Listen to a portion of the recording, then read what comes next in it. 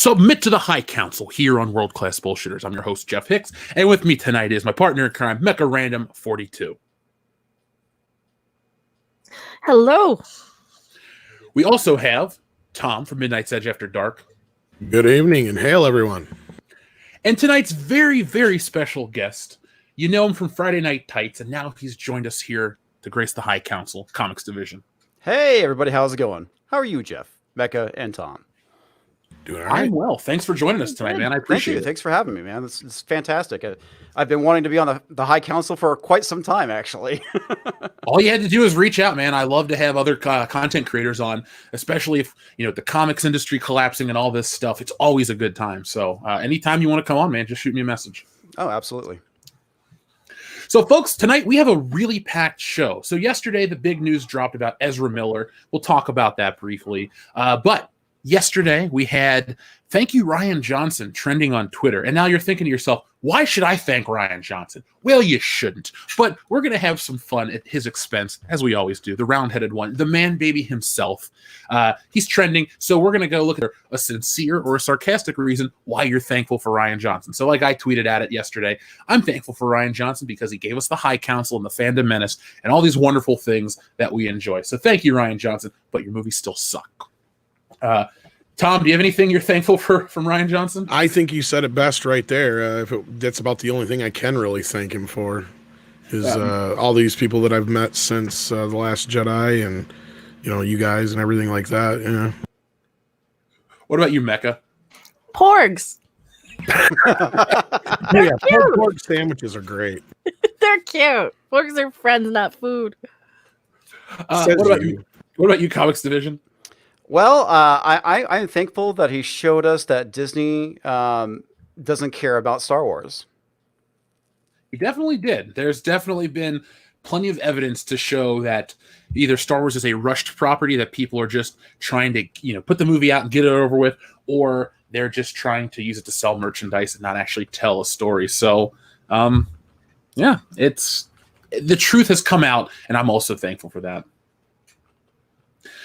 So, folks, tonight we'll be talking about that a little more in depth when we get to it. But in the interim and the build up for the show, real quick, the Ezra Miller Flash attack, or whatever you want to call it, the choking that has been documented on camera. Tom, you were the first person to send me this news because when you said, "Did I hear about Ezra Miller?" I thought, "Oh, did he have the virus? Is he dead or something?" I thought, "Oh shit!" But then you sent me the link. I saw it. And he choked a lady on camera. What were your initial thoughts when you saw this? At first, I thought it was like fake. I thought like they were just goofing around, like a lot of people have. And I saw it, and I seen it was trending. And then all of a sudden, somebody popped up and said his Twitter had been shut down. And I went to check his Twitter. And I mean, the end of it, the video. I don't know if you plan on playing it or not, but you know, up until the end of the video, if you just saw it without the guys hearing the guys go whoa, whoa, whoa, and all that kind of crap. You just like, oh, they're just play fighting and goofing around probably.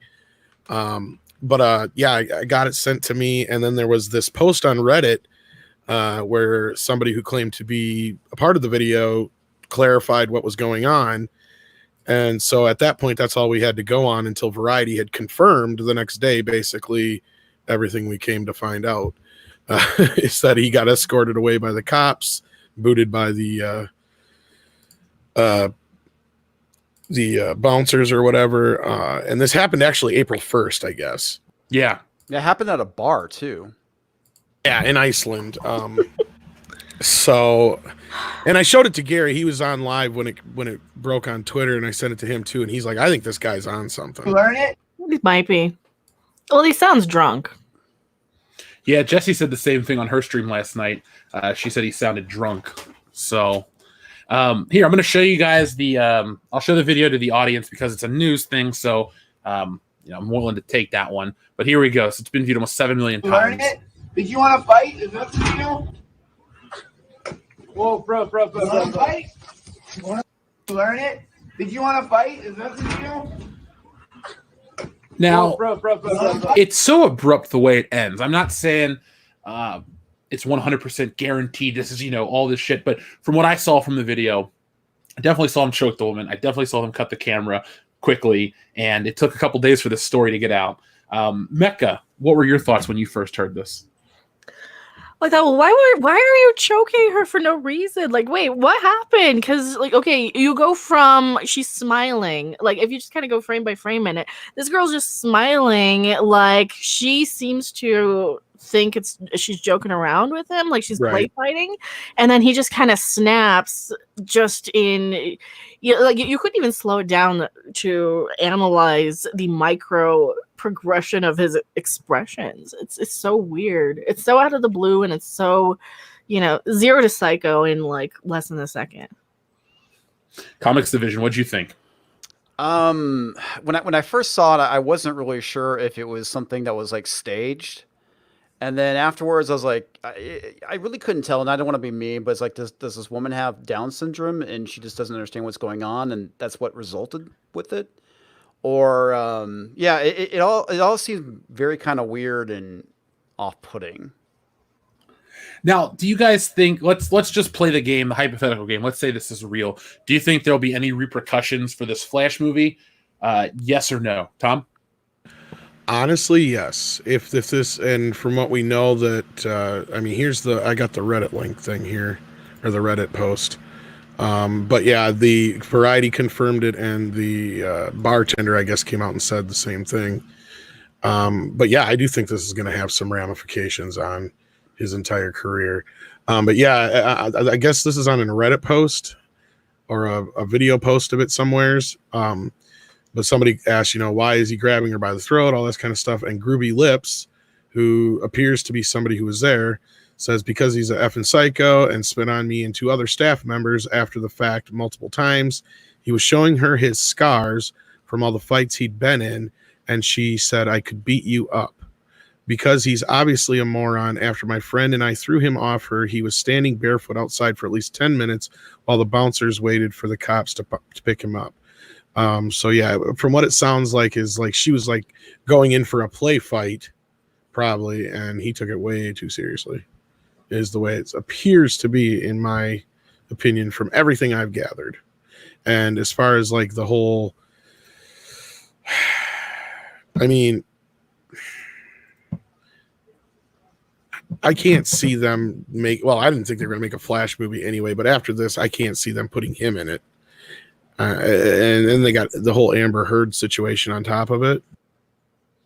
Yeah, like I said in yesterday's live stream, it feels like the Justice League, even though technically Mira's not a member of the Justice League, but a lot of the Warner Brothers actors that play these DC characters seem to be kind of assholes. Like the Ben Affleck stuff's a little different. I mean, he's battling alcoholic demons and stuff like that. That's a much different story. I'm not going to take a pot shot at that. But, beating up Johnny Depp or beating up some woman in public, I guess allegedly you have to say, the video shows whatever, but these things, that's just shit behavior. I mean, say what you want about Brie Larson. She's garbage. She's garbage. And her videos and her views or all that stuff are terrible, but she's not beating people up. I mean, yes, she's giving them tongue lashings, but somehow that still is, she comes off slightly better than Ezra Miller and Amber Heard in terms of actors who play superheroes. Oh, for sure.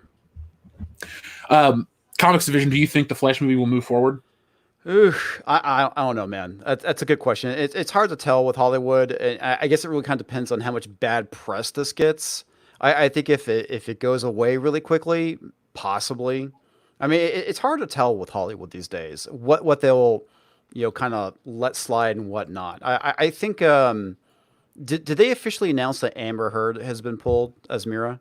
Not yet that I know. I don't think Not so. official. No. I don't think they will. What they'll do is they'll just make the movie, and then whenever anybody asks about it, they'll say, "Oh, she wasn't in the script originally.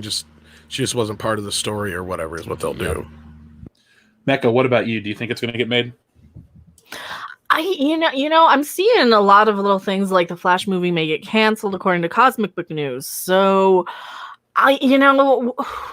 here's the thing. They're going to probably either push something way far back to where people forget about it if they do end up making one at all anyway, or it's going to be something where they'll recast if they do. But I don't know. I don't know. There's not like that huge of a demand for it right now anyway. I mean, they have like 4 or 5 Batman reboots to make. That's exactly my point. Yeah, that's exactly my point, Mecca. That's a great point too. Is first of all, it's not like You know, this ain't like a Chris Brown situation where he beat the hell out of this girl, Mhm. right? I mean, we can goof around a little bit with it because obviously she wasn't injured in any serious way.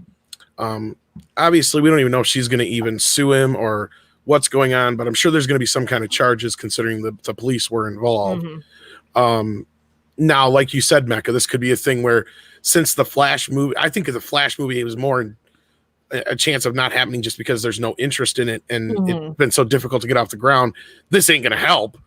Probably not. But it's not like he's Will Smith.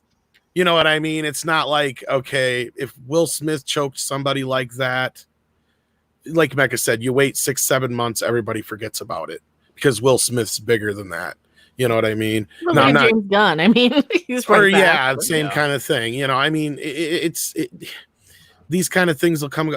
And again, I'm not saying that he's a terrible freaking person. He's obviously an idiot. Now I want to give him the benefit of the doubt that he thought he was in quotations defending himself because that's going to be the excuse. Of course. You guys know it, right? Oh yeah. Oh yeah. Like that's going to be the big excuse. Is I was defending myself and blah blah blah. Honestly, he's hopped up on something. He totally took this whole thing out of context, and it was a pretty stupid move for somebody in his position because he was on somebody who was on the up and up in his career, like he was on an upward trajectory. And this is really going to put a big brick wall in front of that. Dude's a complete weirdo too. Mm-hmm. Did you see the director of the original Flash director made a joke about it on Twitter? No, that's hilarious. Yeah, where's the article at? I'll just share it real quick. He just I know he there's just a tweeted. Screen Rant one. Did you see that GQ interview they did with him like a year ago? To me, he's not a real God, celebrity, so I don't ever weird. follow him. I was gonna say he just come out not too long ago or whatever it was as non-binary, so he'll use that to his just excuse like too. Safe Space, our favorite comic book character. I will say I never thought the Flash movie was going to happen because outside of Wonder Woman and Aquaman, and I guess Shazam, even though Shazam just kind of skated by as a successful film, the DCEU, like, I feel like Warner Brothers really wants to just move past it and take a break or find something new that works with this Matt Reeves Batman. If the Matt Reeves Batman is this big success, which I'm not trying to be negative on this channel, folks. I know people say, well, you complain about this or that. We also praise a ton of shit. People just only pay attention to the shit we dislike. Like, listen to us go on about, I don't know, the fucking Indiana Jones trilogy. When we did that live stream, not a negative word was said about the film. We called them perfection. So there are movies we love, and they don't have to be old either. They can be new films that we're really into. Ford vs. Ferrari was fun. Baby Driver, all that stuff. But overall, there hasn't been anything that's really blown my mind from DC. I really liked Wonder Woman and I really liked Aquaman, and Shazam was fun. But the Flash, it just seems like it didn't hit at the time. You know, like, I'm not calling the Flash a new character, so hear me out. But when the Deadpool film came out, you created all these new Deadpool fans. When the Justice League movie came out, you had Flash fans that were created from the TV show that were turned off from a new actor playing the role. And they're just like, well, that's not my Flash. And then you had two actors play the Flash. It got confusing. Then you have the Arrowverse stuff where they have all the different Flashes from the multiverse. And I just don't think the Flash is that big of a character. It has its fans, but he's not, this big household name. And I just think the film would have got pushed away. He would have done other films, he being Ezra Miller, pronouns pal, and we would have slowly gotten to like, oh, we're doing new DC stuff, and we don't have to worry about the DCEU. But this, I think if he gets fired or if he's removed or if this movie's not ever going to get canceled because of this, it'll be quiet and we'll just never hear about it. And it'll just be like, what happened? I don't know. That's it. I don't think there'll be an official announcement. Yeah, it'll probably just fade away at this point. Yeah. Thank you, Chuck E. Cheese. There is more shit to dislike than like. You know what's up. Well, wasn't it on this show or was it another one where somebody in the chat said that DC only makes a good movie on accident? I don't think it was this stream, but I wish it was. It must have been one of ours, yeah. But that's so true, though. I mean, Joker is like the accidental hit, man. I thought that movie was going to be complete garbage, and it was really good. Yeah. We got a SAG screener before it ever hit DVD and Blu-ray, so I've had access to it for a while now. I love that movie. But so yeah, is there anything else you guys want to add? Jesse yelling at shit pancake. She's on the phone. She's teaching her friend how to use a German accent. Okay. I thought I heard her yelling at shit pancake because I know that voice when she goes after him. The shit pancake is sitting next to me. They're both tired. All the cats are tired today because for some reason Jesse and I stayed up to watch The Day After Tomorrow last night, and it's not a great film, but it was fun, and we didn't go to bed super late. So Nicholas Meyer directed that. No. Day After Tomorrow is rolling. Oh, the other one. Oh, the newer one. Okay, yeah, the day. What's the one that he did? Yeah, similar name, different movie. You're right. We just The Day After or whatever I think is that one's just called or whatever. You mean like the old one from the 80s? Yeah. Oh, about the nuclear war. Okay. Yeah, I thought that's what you meant, and now I know what you're talking about. Yeah, you're talking about the one from Rolling. The Great Freeze, or the Second Ice Age. Or I've never watched that stupid thing. It's dumb. The movie is really dumb. I watched like the first 10, 15 minutes and shut it off. Even the science behind it is actually pretty stupid. Oh God, John Jenkins. 2012 was one of those movies I wished I could have walked out of in the theater. Yeah, that's next on my list after dinner tonight. That's what we're watching. We're doing apocalyptic movies because makes sense. Oh, nice. And it has everyone's favorite SJW, John Cusack.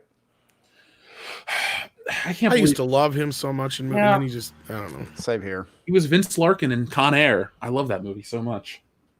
That's a Michael Bay movie that's not a Michael Bay movie, so I do miss the old 90s. I had no idea that was a Michael Bay movie. It felt the same. Yeah. No, I was just saying, like, it feels just like a Michael Bay movie, but it's definitely not. Okay. Well, Michael Bay used to not be Michael Bay. That's true. I learned that when I was watching Bad Boys the other night because I finally got to watch Bad Boys 3, so then I retroactively watched Bad Boys 2 and 1 in reverse order. And it's funny how the first Bad Boys doesn't feel so much like a Michael Bay movie. You know? It's weird. And then that second one you watch is like, yeah, that's a Michael Bay movie. But what's even funnier, I noticed, and this is totally out of left field, and I do this all the time, but Martin Lawrence gets top billing in Bad Boys. I totally forgot about that. I love Martin Lawrence, dude. Just the first one, yeah. Because at that time, Will Smith was still the Fresh Prince of Bel-Air. Yeah, Comics Division, I'm with you. Martin's great. I really like the movie Blue Streak he's in. And Bad Boys 3. Oh, Blue Streak's great too. But Bad Boys 3, if you haven't seen it yet, guys, I cannot recommend that movie enough. It was a great sequel. I'll watch it. I've seen the other two multiple times. I thought it was much better than the second one. I mean, I wasn't a huge fan of the second one, but it's not as good as the first, of course, but it's on par. Mecca, is there anything you'd like to say in closing with Ezra Miller before we move on to Star Wars? No. All right. He just pushes people and gets out of the way. I have a question. Now I don't know. This is for you, Mecca. Tom, you might know too. I don't watch Picard, but I read a post or something that they kill him or something. Is that true, or is it just made up? Yeah, well, he dies because he's got the brain syndrome thing anyway, and spoiler. I mean, if anyone cares, but he dies and they put him in a robot body. Yeah, it's a real fake out. You sit there and everybody mourns him for like 3 or 4 minutes, even though he dies surrounded by strangers. 20. It's so telegraphed, though, man. It's so telegraphed. Ugh. And then they just download him into the body, give him the same looking body. Dude, I was fully expecting him to be downloaded into a female body, and that's how they were going to continue it.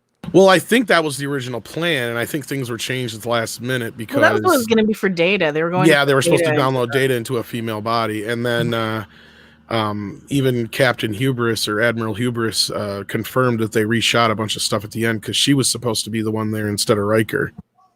Really? Oh, that would have gone over well. The only thing I've been doing with Jonathan Frakes is watching Beyond Belief Fact or Fiction regularly. So.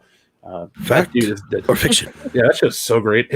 Okay, I'm not going to show it on the stream because I don't want to get a copyright strike. But if you listen to my show regularly, you've heard me talk about it. Guys, watch Jonathan Frakes Sounds Drunk. Just type that in on YouTube. It's like a 2.5 minute video. I cannot. Jesse and I laid in bed the other night, and we kept doing that voice and asking each other questions like, have you ever been outside in a blizzard naked? Like constantly. We just kept going back and forth for like 40 minutes. We couldn't stop laughing.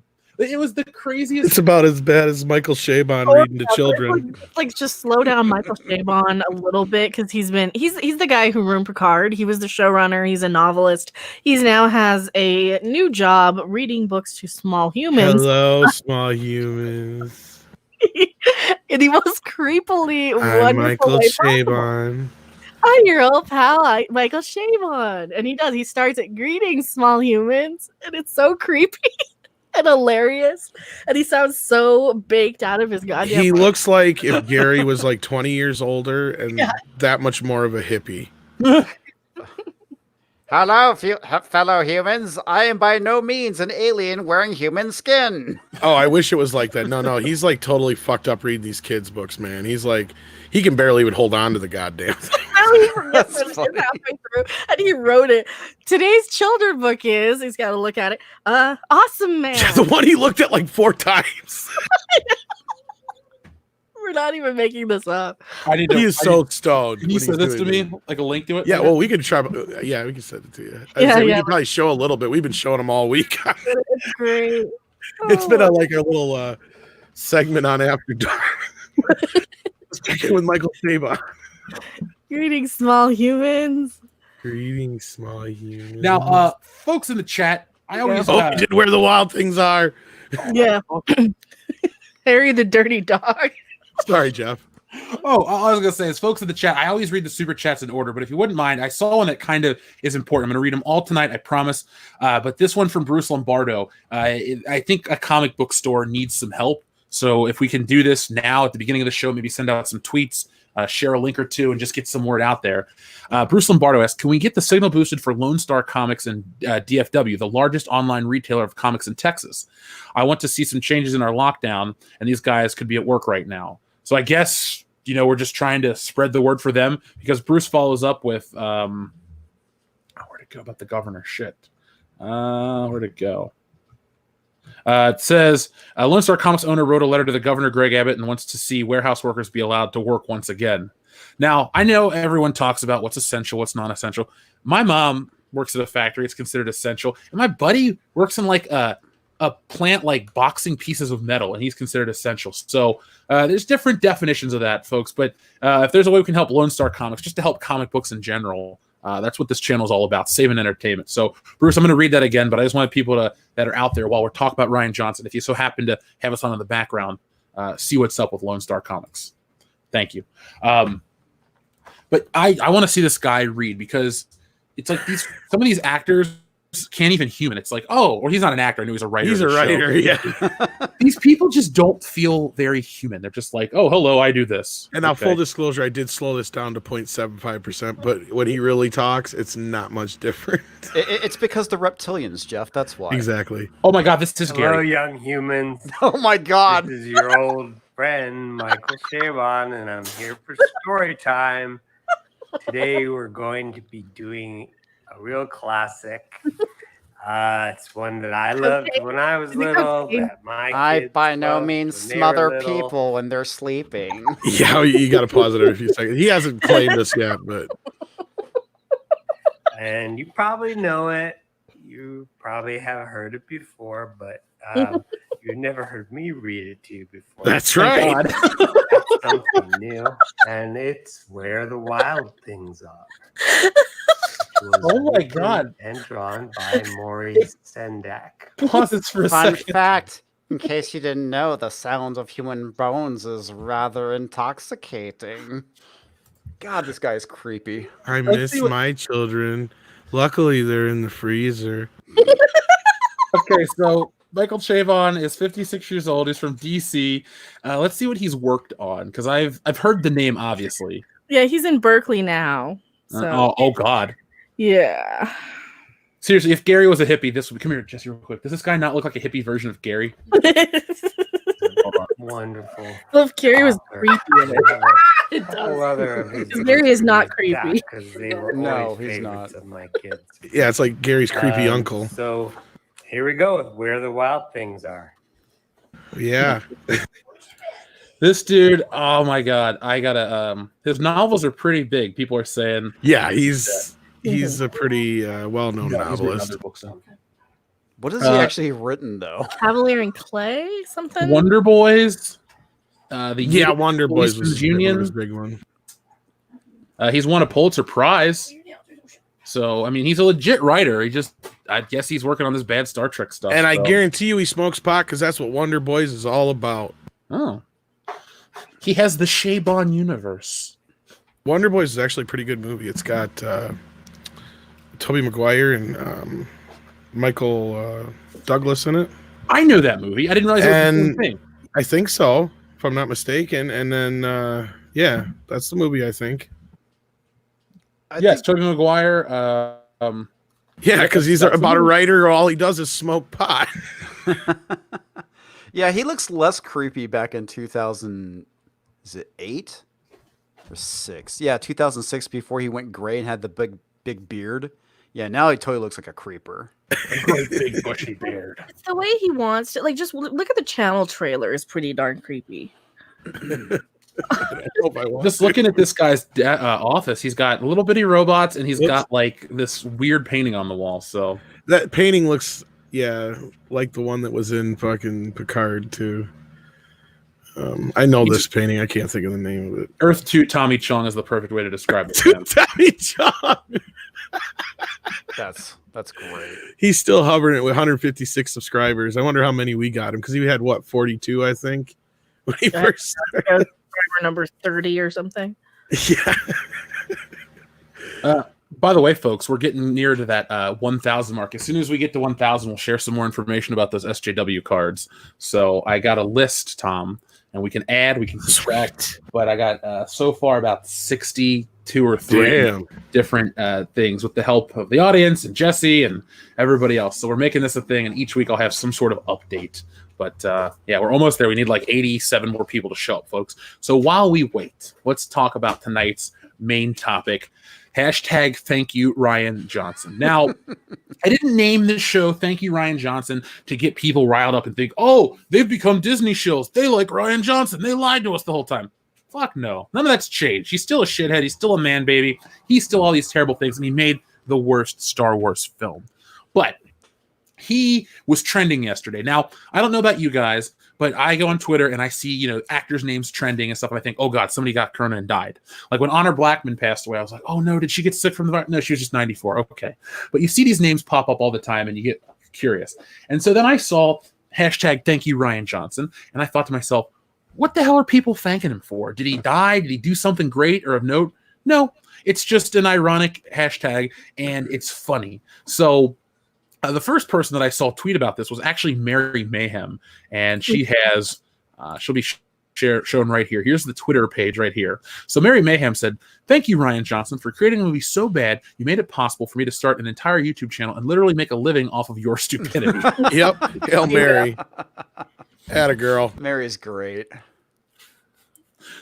See, that's the sentiment I think a lot of us feel tonight, especially with Rian Johnson and thanking him, ironically, because Rian Johnson, you'll never hear this. You have your head up your ass. You're thinking about making Knives Out 2 and all this other stuff. But if you do hear this, we do want to thank you because you helped us find all kinds of great content creators out there, and we've been able to build this, and it keeps growing. It's now a self-sufficient thing. It doesn't need you anymore, but you did help us. You were the foundation that it was built upon, because I know Midnight's Edge, you guys have been doing it for a lot longer than anybody else here in the Fandom Menace. Oh, yes, we've been around for quite a while.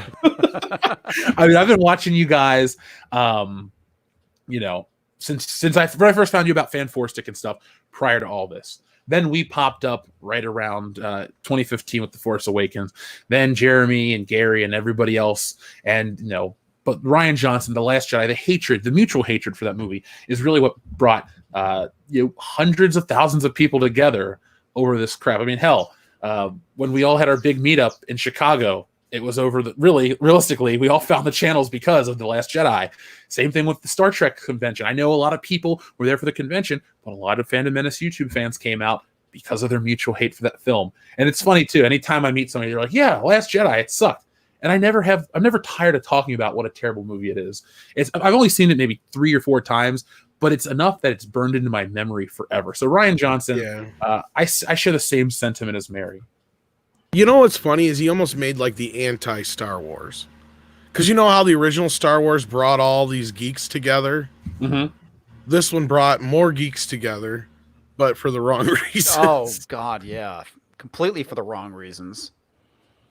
Now, Comics Division, this is our first time talking ever, actually, I believe.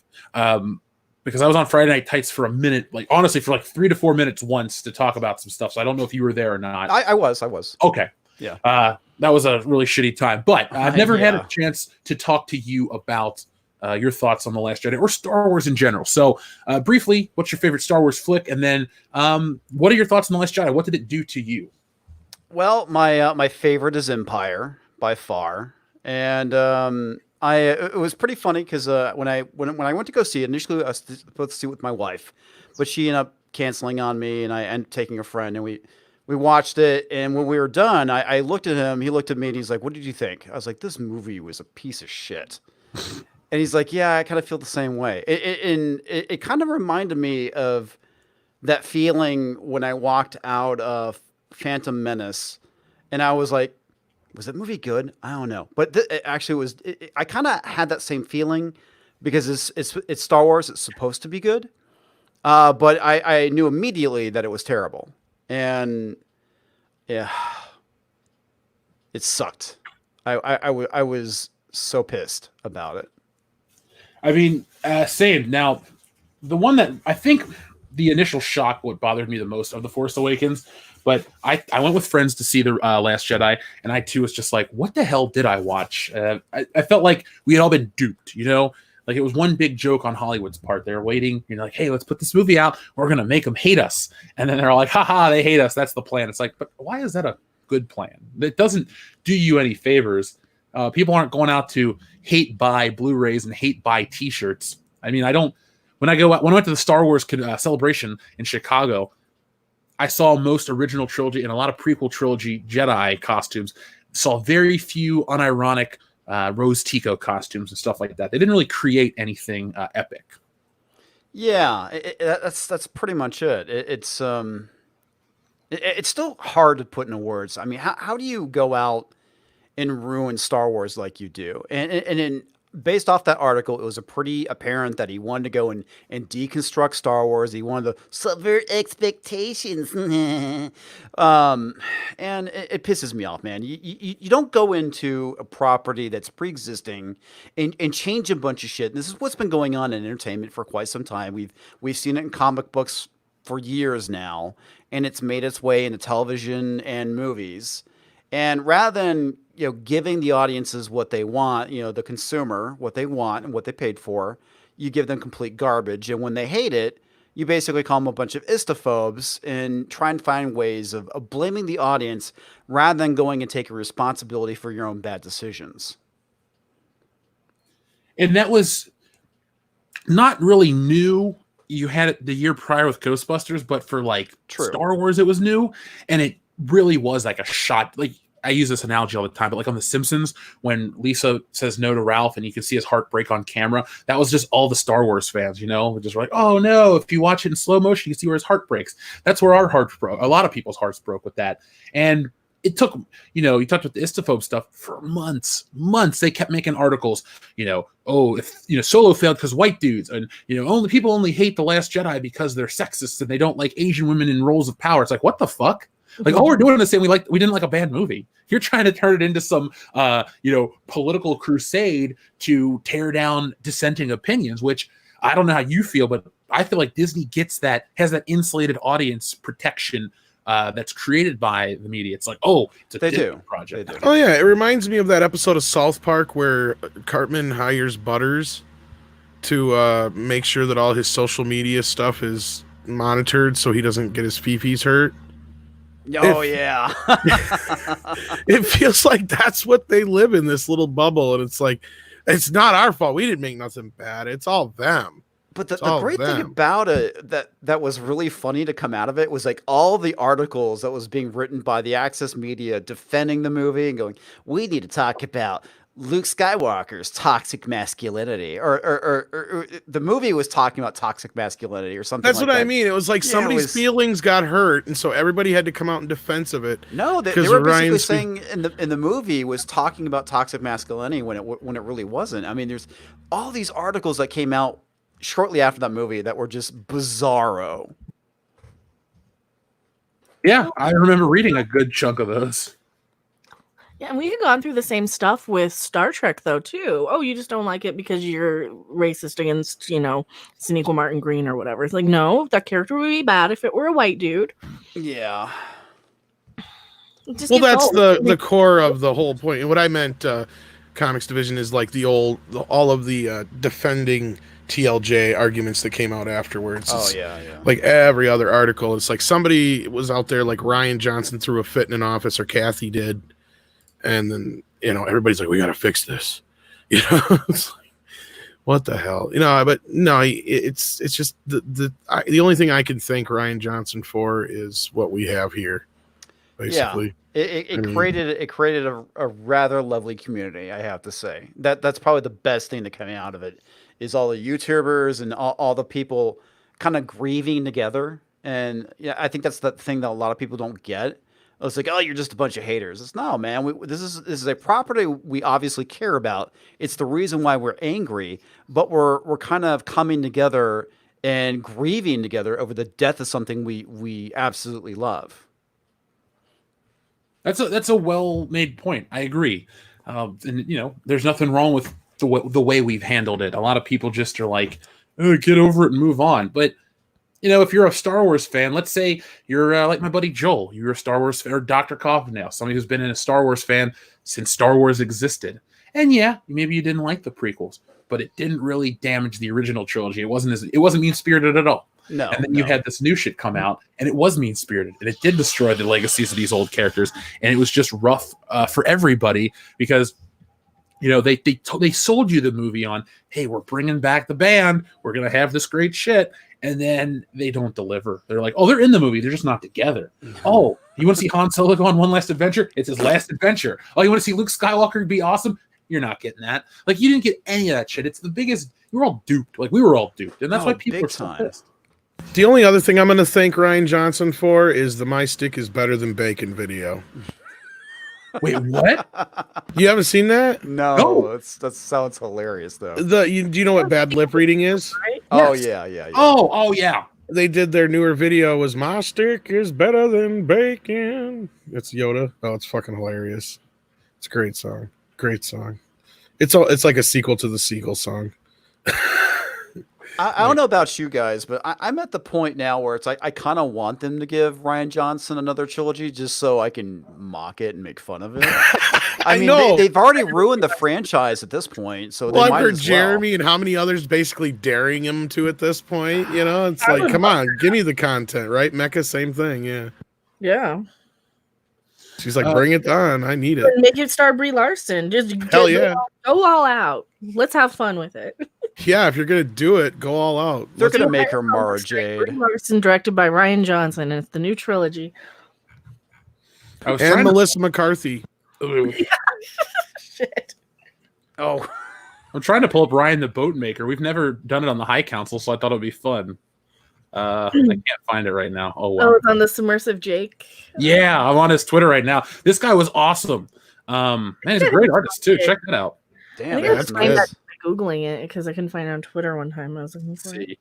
Well, I mean, I sent my message to Disney. Yeah, I broke down and I bought the 4K Blu-rays of Star Wars, but I didn't buy that stupid box set. I bought episode 4, 5, and 6, and that was it. Yeah, I didn't get that new box set. I never was going to. It's Nope. really dumb.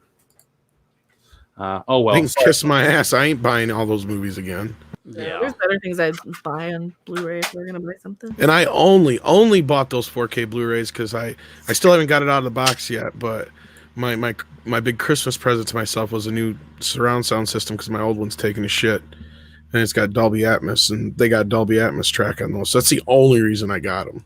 That was it.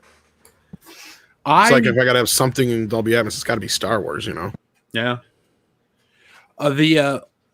So I wouldn't buy it because of the sequel era stuff. I'm not going to give them money, but I really don't like. If you're going to get the Star Wars box set, I don't even really want to rebuy the prequels because it's not even disliking the films.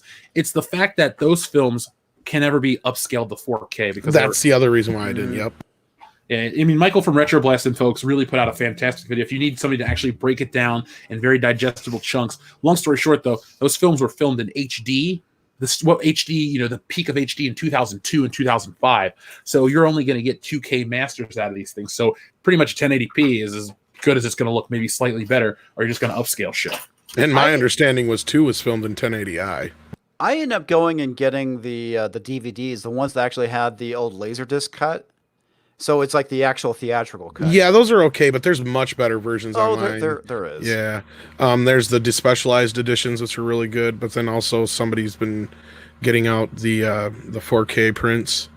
I hope they mix the audio from the other ones with those, because I know you were talking about that, Jeff, how the audio didn't sound that great on the one you had. Yeah, Odin actually sent me a copy of the specialized editions. Yeah, they're nice. Yeah. The version I can't stand, though, and I know a lot of people get upset when I say this, is that Adawan revisited Star Wars cut. That's, if anyone says that the George Lucas special editions are heinous, so is his, or so are his. I mean, they don't even fit. Like, in the middle of the Battle of Yavin, all of a sudden, here come 30 TIE fighters, and the Imperial March has to play, and all this other shit. Like, I'm all for the despecialized edition. Give it, put the original cut out there. But then again, we've had this argument before, Tom. Not an argument, just discussion. What is the original cut? Because what everyone classifies as the original cut is that just the version I saw on video as a kid. There's different versions of these films: 70 millimeter print, 35 millimeter print, different audio. Where do you draw the line at original cut? And I think people just need to say, I want the version I saw as a kid, and I'm fine. Yeah. But when you try to add in your little additions and your extra shit, it to me is just as bad as McClunky. It just kills the flow of the movie. To me, original would be what they actually released in the theater. So technically, they've never released that version of Star Wars then, because in 1981 is when they added the Episode 4. And I think there's the line of dialogue. Well, they were in re-release prints, because they re-released Star Wars up through the 80s, way into the 80s in theaters. But then when they re-released Star Wars, it was always the different print, because the original version, depending on which audio you saw it in, there's like a line missing from C-3PO and stuff too, and a few other minor things that, like they did a remix of the audio for each and every one of the sound mixes, so they're all a little bit different. Yeah, I mean, here you go, folks. I don't know if you can see this, but right here, you have the official Blu-ray, the original version, and then the Adawan HD version. And it's just like little shit like lens flares or these things right here and all this other crap. And it's like little bitty things like that are kind of like, oh, we have to have laser blasts in the Millennium Falcon and all this crap. Like, I don't know. That's my soapbox minute for a moment. But I'm just not a fan of his changes. They don't fit the movie, No, they're as bad as adding Jabba. No, yeah, it sucks, man. It's like at this point you might as well just do a big box set with all the cuts like they did with Blade Runner. I know, right? But I think it's a deal with Lucas. I think it's the problem. From what I've heard, part of it, Lucas's attitude is, no project is complete; it's just abandoned. I think that's the quote. Yeah, but he's a big ass hypocrite too. Yeah, he is. Remember his whole thing where he was going up against the colorization of films in the 80s? Oh, I did a whole thing on this. Oh, dude, yeah, I've forgotten about that. But it's like, oh, hey, these are my movies, so I can do what I want with them. So you'll deal with it. Mm-hmm. Well, who was he going after? Was it Ted Turner? Yeah, I think that was what spawned it. But yeah, he actually was with him and a few other people's. They went to the I think Congress and passed this law for the protection of the original versions of films after directors die and stuff like that. I think he was almost doing it on purpose to set himself up for this shit, so that nobody could tinker with his movies after he's gone. Probably. I would guarantee there's a contract somewhere where it's like, hey, even Kathleen Kennedy talked about that one. She's like, they've all kind of talked. There's people have talked about it. There is, as far as we know, there's been confirmed by a few people that a 4K restorated version of the original version of Star Wars exists, and I believe the Library of Congress finally got their cut of it. They had been asking for the last 20 some years too, like 2 years ago. So it's there. It exists. It's just that Disney won't release it, and I think, like you were saying, it has something to do with some agreement with George Lucas. It's one thing we as fans can't blame Disney for, so they should be thankful they can't, But I don't know why Lucas wouldn't have given us the Blade Runner treatment. If he really wanted to milk it, do 3 sets, like how Blade Runner was a 5-disc set. Do one for each of the original trilogy. You got your 77, your 97, your 11/04 cut, depending on if you want both, and then some ultimate final edition where all the CGI is upgraded and all the shit's upgraded, and it would have made a bunch of money. You could have pumped them each out in theaters. You could have done like a multi-ticket where you watch them all week to week, or a one-day event, and you would have made a couple $1 million. You could have paid for your restoration, your new CGI, and your marketing over the course of a weekend. But you had to be antagonistic. And I think of all the money he's lost by not putting out. He don't care. I know, but still. George is the biggest revisionist historian there is. I love the guy, don't get me wrong, but you know how full of shit he is. If he wants to make us believe that these are the only Star Wars that ever were, he'll make everybody believe that if he wants to, just like he wants everybody to believe that there's no such thing as the Star Wars Christmas special. Well, that was a huge embarrassment. I don't blame him for that. I don't either, but I love the guy, but he's always changing the story about how shit works. You know, it's like, oh, I had this all planned out to begin with. Bullshit. I don't believe he had everything planned out for Star Wars, because you wouldn't have had Splinter of the Mind's Eye, which was the replacement if Star Wars was a failure, not Empire Strikes Back. Oh, there's more than enough proof that he didn't. Even the prequels that were barely planned out. Like, because even Gary Kurtz said, a lot of Star Wars, all the stuff he had written out was just random pages of blurbs of shit and names and ideas and space, you know, planets and ports and all these kind of things and how things worked. You know, like the first thing he wrote down was Mace Windu, Jedi Bindi Master or something like that. And that was it. And then he went to another page. Like, yeah. Well, it's pretty funny. As much as he hates the EU, it's because of West End Games that we actually got the name of the race, you know, for the Twi'leks. Say that again. I'm sorry. Okay, so are you familiar with West End Games at all? It might be Yes. before your time. Okay, so they did the Star Wars RPG, and they came up with the name Twi'lek or Twi'lek, whatever, however you pronounce it, and that actually got adopted into Star Wars. But they were the ones who actually came up with the name. Oh, okay. That's from what, 87 that thing came out? Like, wasn't that the... I think so. Because I know Michael from Retro Blasting was talking about that with us. I think Pablo Hidalgo, I know Ethan and Jeremy like to poke fun at him, but I think he was their continuity, like the Lucasfilm continuity editor, and he was playing that back in the day and was one of the reasons why certain things stayed in continuity. I don't know exactly to a T, but I remember reading something about him and, not working for Lucasfilm in the 80s, but like using that book as a sounding or a launching pad and other stuff like that. So, yeah, it was 87 when it came out. Came from the dark times. I couldn't imagine living in a world though where Star Wars, it was just the movie and there was like no lore. It's just like, oh, I watched this movie and that's all there is to talk about. Oh, it was pretty quiet from you had various things like that, but very little. Yeah, like the Blocks cartoon in the 80s. Yeah, but that didn't last long. Like that was it. Like after 85-ish, 86, when Return of the Jedi finally hit video, it was just like bareness until those books came out. Those books, when they came out, and those video games were the first things I remember coming out for Star Wars. That's finally got people talking about Star Wars again. And then they did the re-release, and then everybody was talking about Star Wars again.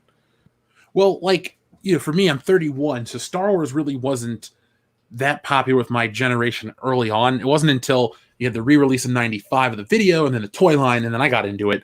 And even then, it was like kind of a hard sell until the special editions and then the prequels. So there's that weird age group of people that just Star Wars wasn't this big thing that they grew up with. In terms of like what was ever, I'm sure people watched the movies with their family. There wasn't toys on the shelves for a decade. So I mean, there just was. It's weird to think there was a time where there was no Star Wars merch. I mean, shit. Episode 3 ends in 2005. We got the Clone Wars on TV in 3 years. We had a continuous support of games and merchandise and everything. But now it just feels like in the middle of the process of telling a trilogy, it just ended. That kind of support. Yeah, and it's really sad that that Disney killed the golden goose. Because people like me, I'm 46. I literally grew up with Star Wars. I saw, the original Star Wars when I was 3 in the theater. I saw it probably like 5 times, all the way up to when I was 4. And yeah, and they killed it.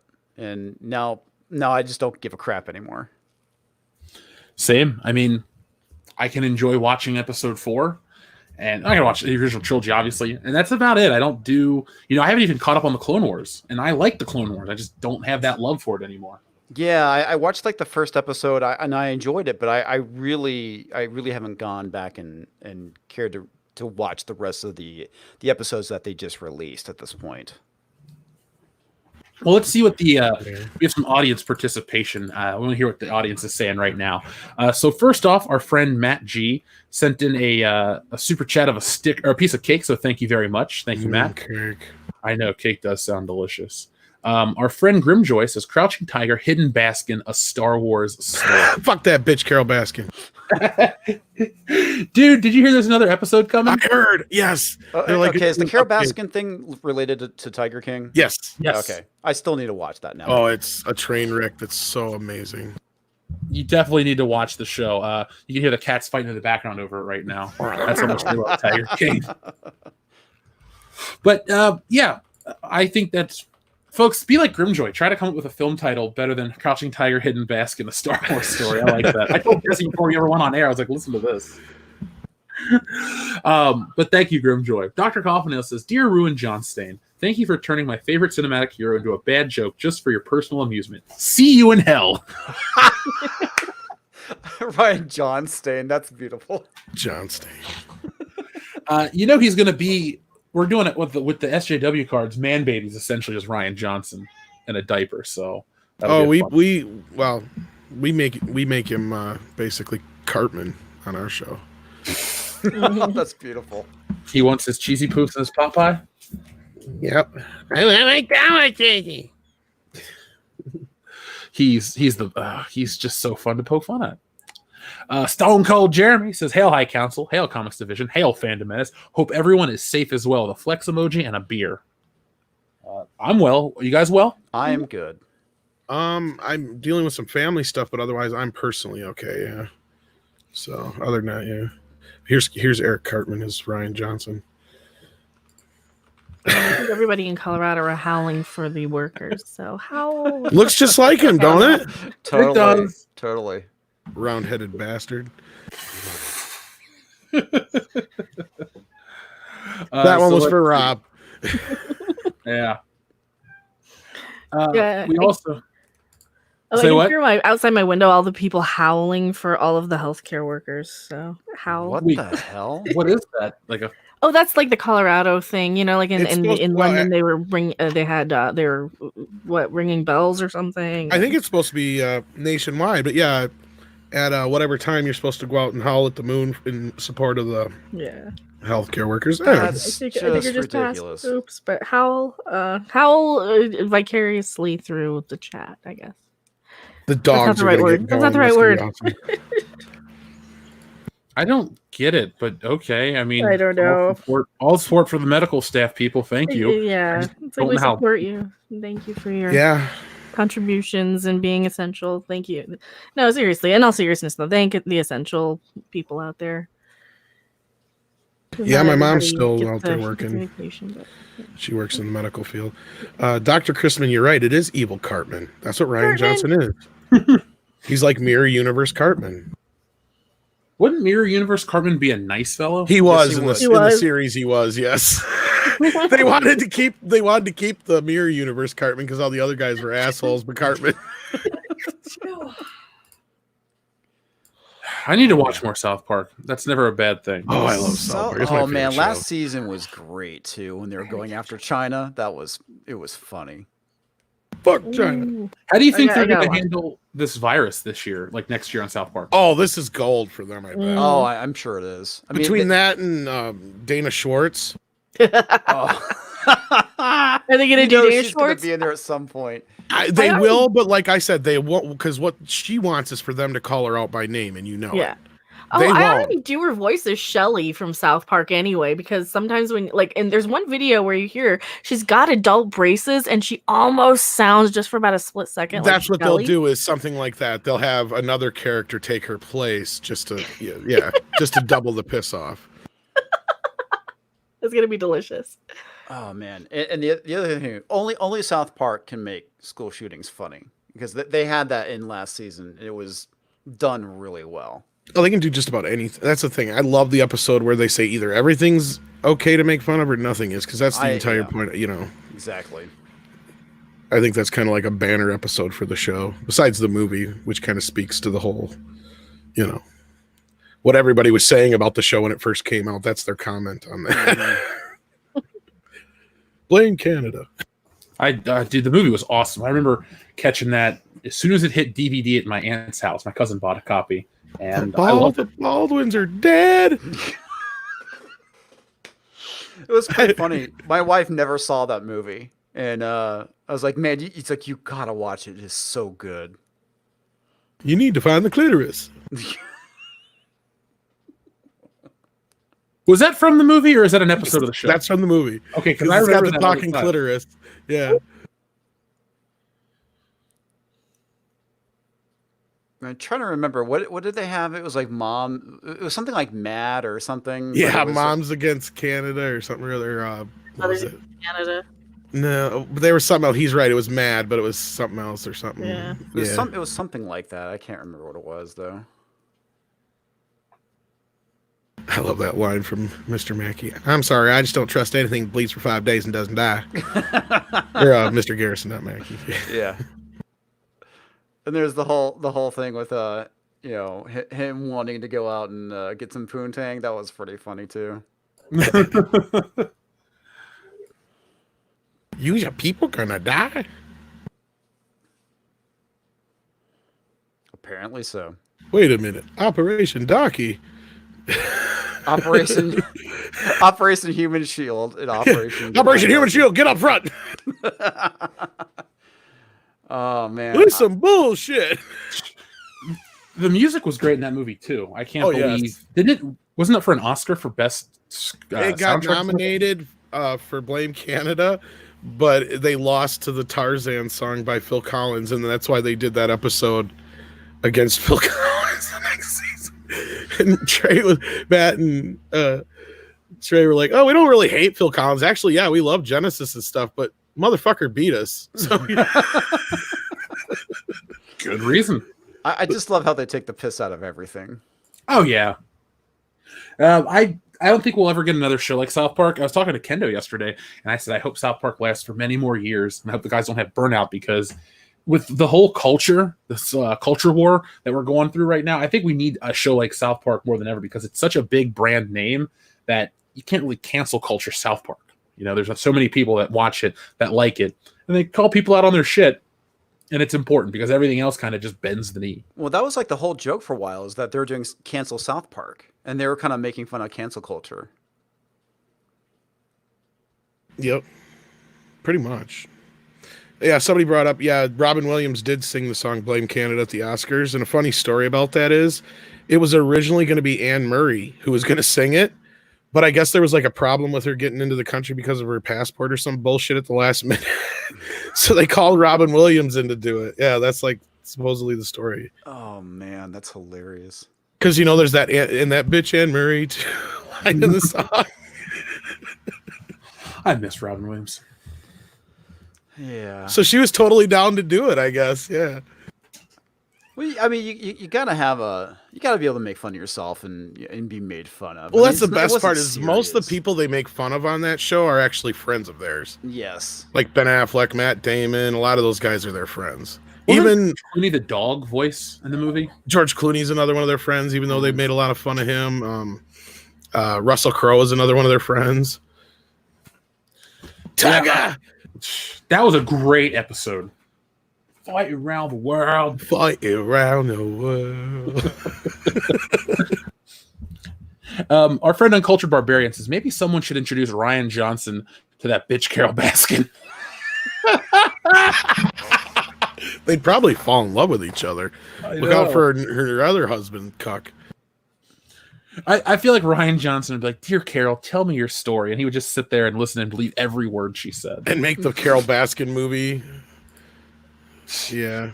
Who would play Carol Baskin? Starring Brie Larson. Oh God, Brie Larson. No, thank you. Yeah. I have a tiger dream. It was a dream to make tigers. And Joe Exotica is an asshole. Yeah. on Carol Baskin. Man, I seriously gotta watch this show now. You do. It's really. It only has a lifespan of like a couple weeks while people are still talking about it, but like it's so bizarre and everyone is such a bad person in it that you'll watch it and be like, wow, what is this? Oh, you changed it on me. Brie Larson, I could totally play Carol Bass. See, we got blonde hair, and I'm a cat lady just like her. That bitch Carol Baskin, a Rian Johnson joint. That's the name of the fucking movie. Spike Lee would make it be though.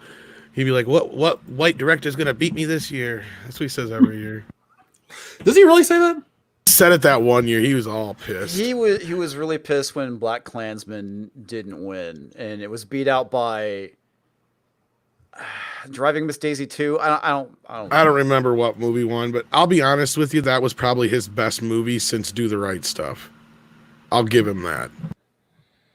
Or Do the Right Thing. Jesus Christ, not Do the Right Stuff. That sounds like a Kmart version. I mixed two movies together. I want to see that though. I want to see that. It would be an all-black cast, man. That's what I was saying, like Black Men in Space. That writes itself. Well, how about Do the Right Stuff as the sequel to The Stuff with Garrett Morris? Oh, shit. Now you're talking about 3 different movies getting together here. There you go, dude. A menage a trois of film, if you Get will. Tarantino on the phone. What else is he doing these days? Probably looking at pictures of feet and buying videotapes, so whatever.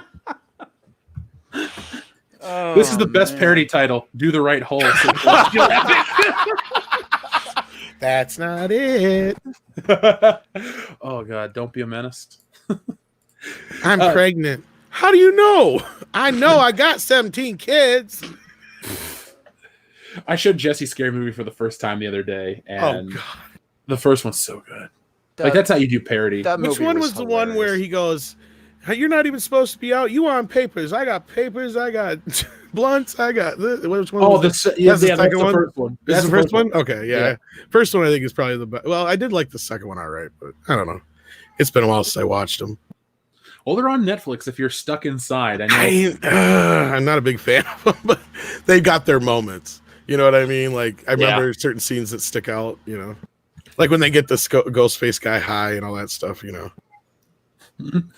That was one of my favorite parts. And the ending is really crazy, too, how they rip off Usual Suspects. Yes. Like, it's just little nods. When you go back and you watch these movies, because I saw it when I was a kid. I was, 11 when that came out? I saw it in theaters. I was like, oh, my God, this is just so funny. But as an adult, I go back and I look at some of the parts, and I'm just like, there's some good shit in this movie. There is, but they don't hold up like Airplane and some of the other ones did. Oh, Airplane's fantastic. They were at, like, that kind of turning point, because after the scary movies is when you got all the Not Another movies, and those really ruined that the parody films, you know. In my opinion, I thought Not Another Teen Movie and Scary Movie 1 were it for me. Like, growing up, those were the only two I liked. I can't stand other scary movies. Disaster movie, epic movie, all those movies are garbage. Oh, God, yeah, and Hero movie and the other ones that they did, they were horrible. Well, I think at that point they started oversaturating the market. Yes. Well, then you had the 300 one, and, like, every movie that came out, you knew there was an inevitable Not Another parody of it coming. It was just nonstop for a while there. But no, I mean, the classics, like, you know, all the Mel Brooks films, the Zucker Brothers stuff, all that stuff to me, you know, that stuff is all great. Talk about Spaceballs. There you go. Like I said, Mel Brooks, man. That's probably one of the best parodies of all time. And that's the sad thing is, you know, we can't get parodies like that he used to create anymore at this point because they're not politically correct. The Schwartz. The Schwartz. Yes. There's an upside and a downside. Oh, I got the downside too. He got the upside, I got the downside. I got them both. Raspberry. Only one man dare give me the raspberry. Lone Star. Dude, Spaceballs is a better Star Wars movie than any. Yes. What is this? This is now. This is now. This is now. But what about then? That was then. Well, where are we going? Well, that's the sad part is that the sequel trilogy is Star Wars: The Search for More Money. Yeah. Would you like some coffee, sir? Yes! I always drink coffee when I read Radar. Of course we do, sir. No, but Comics Division, you're 100% right. It is the search for more money.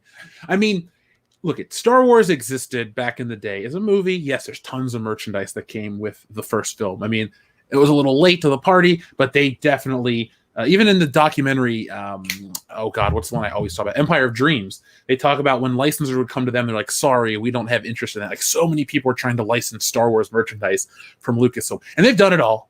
I mean, there's Star Wars pajamas, underoos, spaghetti sauce, you name it, it exists with the Star Wars brand on it. But that's fine as long as the product that it's represents is good. These don't have that built in. Like, hey, this is a fun movie. It's you need to see this out of obligation. Like, there's that phrase appointment television where you'll make a I got to watch this every Wednesday at 10 o'clock. South Park's on. There you go. But Star Wars 10. I'm surrounded by assholes. Every Star Wars movie post 3, I'm surrounded. Well, the thing is, back then they could get away with a cereal. They had 3POs. I don't know if anyone else remembers that. Oh, I know but those. Can you imagine them trying to do BB-8's the cereal? They probably, I think they have actually. Yeah, I think they have for everyone since, but they're usually just like Lucky Charms and Kix knockoffs. Ones, yeah. Yeah, they're usually just like marshmallow and something knockoffs. Well, here we go. Right here, I'll show the BB-8 and Kylo Ren Rise of Skywalker cereal. I'm not surprised. Yeah, I know they have BB-8 on. Told you. Wow. Now, what was this little character's name? That's what I was saying. Yeah, there's ones with Yoda and shit up there too. Yeah, go ahead. Sorry. Dio. Dio. That's the one that JJ did the fucking voice of. The yeah. only real Star Wars cereal is right there. C-3POs.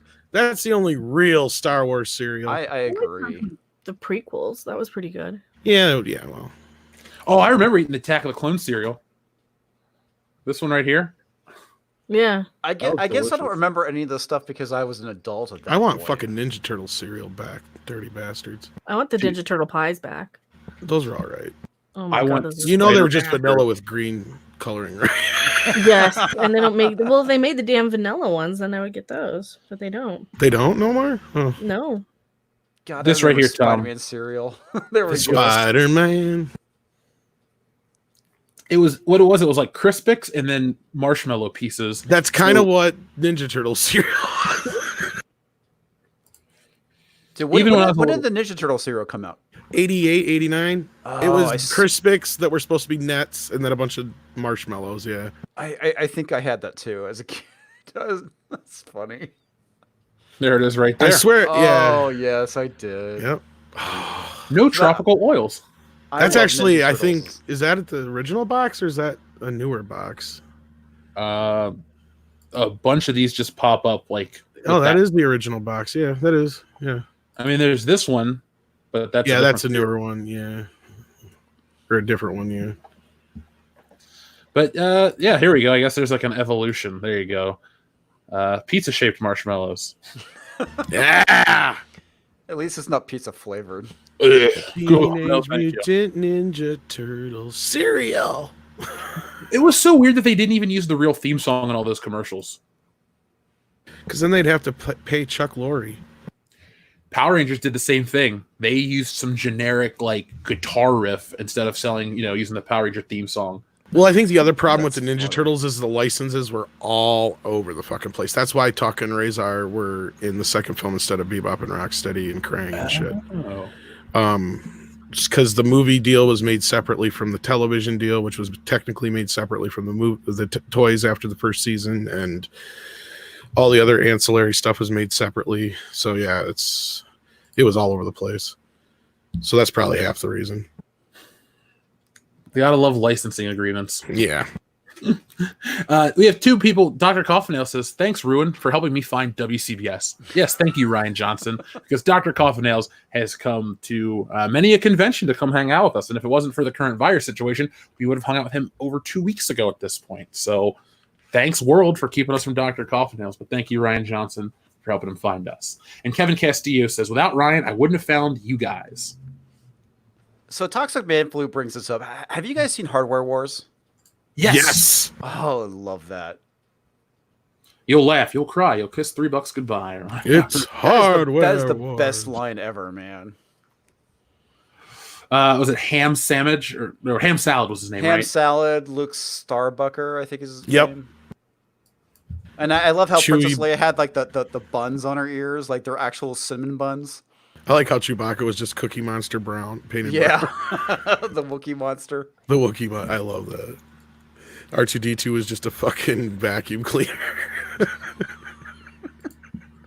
That's a great little short film. I'm sorry, I can't understand what you're saying. I actually have the special edition of that. Oh man, This I one love here. Yes. Yes. And I guess the original filmmakers didn't sign off on it though. Gotta love a good parody, though. I mean, I There remember was a early on laughing. there was a Blu-ray that came out a while back, but I never got my hands on it, and it's like hard to find. There it is, This one right right there. here? Yeah, it's like really hard to find. It's a terrible box art. It is, but they did a pretty good restoration on it because I did see the HD version. They had it on Amazon for a while. It looked pretty good. When I saw it, I don't remember how old I was, but I saw it. It was like on 8mm at my local library. I guess they used to show it on HBO too once in a while. I heard back in the day. I guess that's where it really got famous. Darth Vader. Yeah, Darth Vader, Nader, that's right. ham salad. Yeah, Maybe we'll do a watch party for this one day, folks. It's on YouTube, so we can do it together. Maybe we'll do it on a high it's only like quality. not even 20 minutes. It's really short. Yeah, You'll probably get a it's copyright strike though, because I tried loading up the special edition and I got or not a strike, but a claim anyway. Oh no, I didn't mean like we would watch it. Like Oh, on- yeah, we yeah, would yeah. Basically, Gotcha. everyone could open it up in a different tab. Yeah, We'd it all watch might be talk on. about it. It's probably on YouTube. Oh yeah, we could also do a Turkish Star Wars. You guys have heard about Turkish Star Wars, right? yes. I've heard about it. I have not actually watched it. You have to check it out one day. It's so crazy. It's basically like Power Rangers meets Star Wars meets Indiana Jones. Because that's the best way I can describe it. Because And they use clips from Star Wars in it too. But yeah, yes, Yeah, somebody brought it up. I actually have it pulled up on a tab. I just need to watch it at this point. yeah, the man who saved the world, I think, is the actual name of the film or something like that. It's so overly dramatic. I fucking love it. There's a picture of the actual film. But again, these are better Star Wars movies than the actual Star Wars movies from Disney. I would much rather watch Hardware Wars than Episode 8 or 9. You guys thought about watching Episode 9? You know, Vision. What'd you think of it? It was a train wreck. There was parts where people were like clapping and cheering in the movie, and I'm like trying not to laugh. It's pretty funny because I have a funny story around now. I was actually in a car accident the day I went to go see it, so I arrived like 10 minutes late, and I missed like the very beginning of the film. So I missed all the stuff with the initial stuff with Palpatine, but it was just like it was sad, is what it was. It wasn't as terrible, you know. It wasn't trying to subvert expectations like what Rian Johnson tried to do, but it was such a mess because they tried so hard to undo the damage that was done, and the ultimate product was something everybody could hate. Well said. I agree.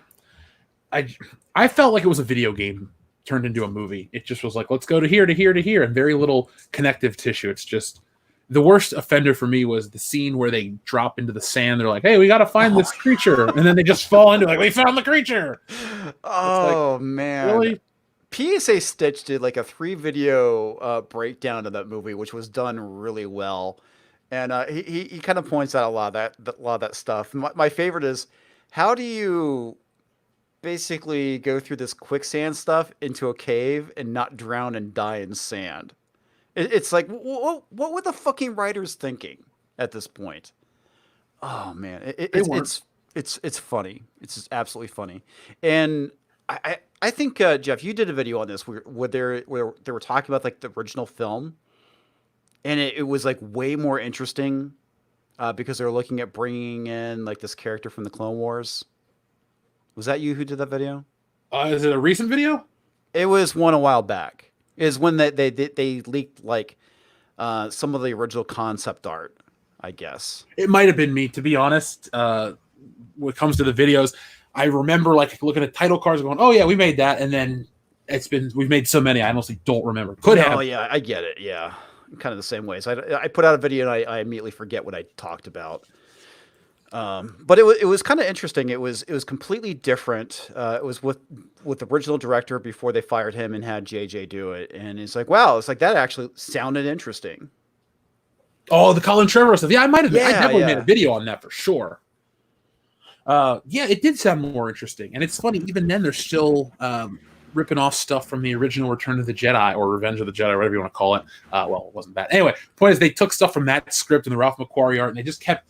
It's everything with Disney was like, hey, we're going to take this old shit and that hasn't been used for the movie, and we're going to use it. We're not going to make our own stuff up. We're just going to take and repurpose it. That's, to me, what Disney Star Wars is also, just repurposing a Star Wars story. That is that's very, very accurate, because if you take a look at Rebels, they repurposed the original look for Han Solo, because Han Solo was supposed to be this weird looking alien. And I don't know if you saw the comic that came out a few years ago. It was called The Star Wars, and it was actually based off of George Lucas's original treatment. Yeah, that was neat. Yeah, that was actually it was very interesting. I bought that. Yeah, I never got a chance to get that. I don't know how much it is now. But yeah. I don't think they finished it, because it was when it stopped was, I think, right after the Disney purchase. Oh yeah, I suppose. Which pisses me off because they had a regular Star Wars series over at Dark Horse, and it was really, really good. But it just ended because of the Disney Marvel deal. I'll show a picture, guys, of the comic that Comics Division is talking about. It's fun. It's weird, but it's different. This is the kind very of different. I like these what if things though. There we go. That's the cover right there. That's right. Well, which is funny, because if you look at it, is that the dude in the center actually looks like George Lucas, and I'm trying to remember who that was. I think that's actually Anakin Skywalker. I think so. I Or mean, maybe that's Luke Skywalker. I don't remember. I want to say some fan did like a live action kind of deal of that too, almost on YouTube once, not long ago. I could be wrong, but I could have swore I seen something like that. But the thing I thought was really interesting about it is, like, literally everybody in the book had lightsabers at that point. It was like all the stormtroopers, they had lightsabers, and it wasn't just the Darth Vader character. Yeah, because I've seen a lot of the Ralph McQuarrie concept artwork where he's coming down the hallway and there's all the people that have lightsabers as well. Because I love how McQuarrie would draw them. They were just like little handles with like a flat piece, and then the lightsaber just kind of emitted from there. It looks very traditional sword, like that kind of hilt. But I gotta say, each evolutionary step in the progress of making the Star Wars movie only came out to the good, like better. They didn't have like earlier conceptual stuff that was better than what we got in the movie. Like we all know the old Millennium Falcon design was close to the Tantive 4, or was the Tantive 4, and they changed it. I mean, it's a much cooler ship. I'm glad that Tantive 4 exists, but it's just, one scene and it's done. The Falcon's iconic. Yeah, it really is. They made all those right decisions. So let's see. What am I going to talk about next? I sent you guys a list for tonight. We had quite a few topics. So just briefly, have you guys heard about the Disney pushbacks? Like all the Marvel stuff's been pushed back. Yeah, I'm not surprised. I'm not obviously. surprised either. No. But did you see that Star Wars did not change its release date of 2022? What are they actually going to be putting out in 2022 at this point? Is it just D+ stuff, or is it actually going to be movies? It's theatrical, according to what I'm reading. Yeah, but 2022 is theatrical, right? Yeah, that's the one that I think that they were talking. Taika Waititi was floating around, but I don't think he ever signed on for. But there was that other movie too that was announced, and I don't think this is it, because that one had a writer and some other people attached to it, but it sounded like a smaller project. That wasn't the Kevin Feige one, right? No, that's what I'm saying. It didn't have Kevin Feige involved with it, so that's why I'm thinking the one that's coming to theaters is the one Feige's involved, because the other one sounded like it'd be too small of a project to be a theatrical. I was thinking that was maybe a Disney Plus something they were working on. I'm kind of wondering what's actually coming, because everything has been cut at this point. Well, that's the other thing. Everything's like delayed right now, Yeah. So. Oh yeah, there's that. But I'm talking about as far as like Star Wars movies that were quasi-announced, like they've all been cut. Like the Rian Johnson trilogy, apparently, clearly that's not going to happen. And then you had the guys from Dumb and Dumber, from that show nobody likes anymore. Oh, Benioff and Weiss. Yeah, thank you. They were supposed to do a trilogy, and then that's not happening. And then, I have no idea what's going on with Star Wars. I honestly got to the point where I just don't care anymore, so I stopped paying attention. Same, but the one thing I will say, the reason we'll talk about certain things is so they don't think like, oh, no one cares anymore. We can get away with this shit, and there'll be no pushback, because that's when they'll try to, make True. Luke Skywalker have pink hair the whole time, or just some dumb shit like that. But the thing I'm thinking about, and I clicked on Celestially Epics, if it's come out in 2022, so let's say December is when they pick it up, they have to be deep in development for it already, because 2022, it's not that far away, the end of the year. No, it's not. I think which means they'll start filming next year. Yeah, and then they'll have to do all the post-production and all that other stuff. I think this is just a cardboard cutout of a release date. They're like, hey, we got something coming out. And then I think we learned that they can put together a movie in less than 2 months from Rise of Skywalker. Because they shot it for over a year and a half, and then they reshot it and what, 3 fucking times? Yeah. It seems like Just it. They're out. still shooting it. They are the only production that's still going right now. Yeah, the movie's been released and they're still doing reshoots, which is funny because they're changing a bunch of stuff in the novelization too, which Right. I find absolutely hilarious. I just don't think you can do that anymore. When you sell a novel adaptation, put it out, get people excited for the movie, and then they go see the movie. But the movie's the thing that you have to kind of follow. It's like, well, the book, it said this. Well, most people saw the movie, so that's what This general... is the first time Nobody in history I've gives a ever seen shit. this. Yeah, nobody gives a shit about the novelization. That's kind of the thing. It's like if you're fixing your plot holes in a book, then you're not doing it right because no one's gonna freaking read it. Well, yeah, this started with The Last Jedi, but yeah, it's the same business here. I've never seen this in the history of movies ever. Your novelization always comes out ahead of time. They I've never did it seen with one come Phantom out Menace after. too. They had stuff in there which was not in the movie. Oh, that's typical. That's just because Yeah. they use the screenplay. But what I'm talking about is that book still hit the shelves before the movie because I bought it the That week is before the true. movie came out. That's my point. Is I've never seen this where this far after a movie, other than The Last Jedi and The Rise of Skywalker, where not only does a book come out, but it contradicts or tries to fix things that were in the movie. Because normally, yeah, you'll have stuff that doesn't necessarily line up with the movie in a novelization just because of A, it's working off a screenplay of whatever the writer was given at the time, and of course B, a movie gets edited and things change while you're filming. That's inevitable. That happens, but rarely is it extremely extensive. In the case of like, where it's extremely different. This is just silly. I've never seen this before. It really is, man. But and when they were doing those leaks, it's like they're trying to keep Star Wars relevant. It was really, really interesting. It's like Right. everybody has moved on at this point. Oh, look at this coming out from the book. It doesn't change anything. Yeah, It really doesn't. and like Jeff said, the book was always before to promote the movie before it comes out, just to kind of get the, some momentum going for the movie ahead of time. That was all that ever was. It's not like it was ever one of these movie novelizations were bestsellers or anything like that. I think the only time they ever did that was probably episode 1. It's the only time I probably ever remember one of those books just flying off the shelves and showing up on the bestseller list right away and all that kind of crap. Well, it's when people really had a hunger for Star Wars. That's what I'm saying. Yeah. Hey, it's like, you remember Star Wars? The last one we had was 1983's Return of the Jedi. Everybody loves the trilogy. Let's come out with the new one. And And I think they timed The Force Awakens like right either just as or right after it came out. So I remember seeing it in Walmart. yeah, I remember that too, because we had a listener with the Force Awakens, not the Force Awakens, when the Last Jedi book came out. They're like, hey, could you read this and make a video about it? So they sent me an Audible credit, and I listened to it. It's better, but worse. Like, it elaborates. The opening is a lot more... they fill it in a lot more. The stuff with the bombers and the magnetic and all this crap. But I'm like, this still makes no sense, and it doesn't excuse the bullshit. No, it doesn't. But yeah, I just Well, wanted and to that bring- novel came out in March, I think it was. It was March, because I'll never forget. I was building a desk and listening to that, and then my favorite podcast came out, and I was like, well, I'm going to take a break from this book and I'll listen to my show. And I never picked the book back up again.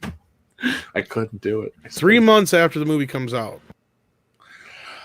There's no reason. It's like the comic book adaptation. It's like, we made our money. We need to make a little more. Let's put this out. It's like, no, guys, you put it out beforehand. So it's like, Even comic adaptations used to come out. I remember reading a lot of that. That's how I get my hands on stories. ahead of time was I'd read the comic book adaptation. Well, I think nowadays they don't want to spoil how bad it is. That's the reason why they Yeah. release everything. Well, yeah, I know. In afterwards. the 80s and 90s and shit, they didn't give a shit. They knew the movies were good. Look, Star Wars, the novelization came out in December of 1970. Yeah, well, that was because they wanted to get the word out there about the. That was why Lucas retained all the ancillary rights, so he could sell the movie between books, posters, toys, all that kind of crap. Mhm. I need to read that book one day because it's based off an earlier script, right? A little bit, yeah. It's good. It's got some different stuff in it. It's not like way different, but I mean, it dives into a few more things than the movies do. When it comes to the original Star Wars, I actually don't even need anything different. Just I'm reading my favorite movie in book format. That's all My I need. recollection, the basic story is still there. Oh man, as a kid, I actually had. It wasn't the novelization. It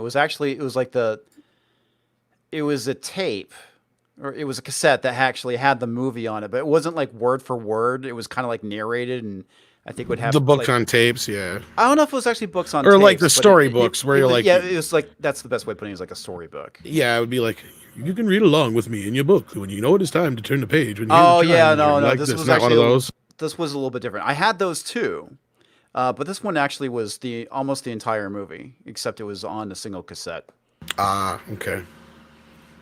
Yeah, I kind of know what you're talking about. They had like those, they'd be like tween. They aimed them at like age group. They weren't for the little kids, but like, yeah, I had one for Temple of Doom. It had like 2 records, and it was like most of the movie in audio form with just some narration, but a lot of it was the sound effects, music, and voices and shit all from the movie. And then you opened up the record, and that was the book inside. But I'm assuming if you had the tape, it was just a book. But yeah, I know what you're talking about. Yeah, I had one. That was the one I remember having. That was like way different than a lot of the other ones. Yeah, because it was like you said, literally almost the whole movie. A simpler time. Yeah, it seriously was, man. It's like I used to listen to that cassette all the time. I've got another thing that's similar now. I've got the He-Man when they did the Power of the Sword, which is basically like the first 5 episodes of She-Ra crammed together, and they put it out in theaters. They put out a similar thing. It's basically a record. It's got the songs from the beginning and the ending, but then the rest of the record is just audio from the movie. And like a story kind of narration too. That's another one kind of like that. I'll check. I want to check out that kind of stuff. I have in the apartment. Well, Jesse got it from a listener. It's like an 8mm reel of Star Wars, Oh wow. and so it's like it was commercially marketed, and it's just highlights of the film. Oh, I actually watched yeah. it on YouTube, but we have that. Yeah, there's a few people who've done videos about those. But that's the thing. I mean, back then they could get away with it because it was a good story. I don't see that ever happening with the Disney trilogy at this point, because nobody cares about it at this point. It's got a shit story. Yeah, it's got a shit story, and I'm pretty sure kids don't care. I mean, you can explain Star Wars, the main story, real simple. You know, there's a power that's called the Force. There's a good side and a bad side. There's Darth Vader, who's the bad guy. Luke Skywalker and Princess Leia and Han Solo are the good guys. Mm-hmm. The bad guy's got this big Death Star thing that can blow up anything. There you go. Yeah. I mean, it's kind of like Cowboys and Indians. I mean, it's where they had the good guys wear white hats and the bad guys wear black hats, kind of thing. Yeah, it didn't get complicated till Empire and stuff when you start adding in, oh, well, Darth Vader's actually Luke's father. And then you add in the soap opera dynamic to it. And then, Leia's the secret sister and all that shit, Yeah.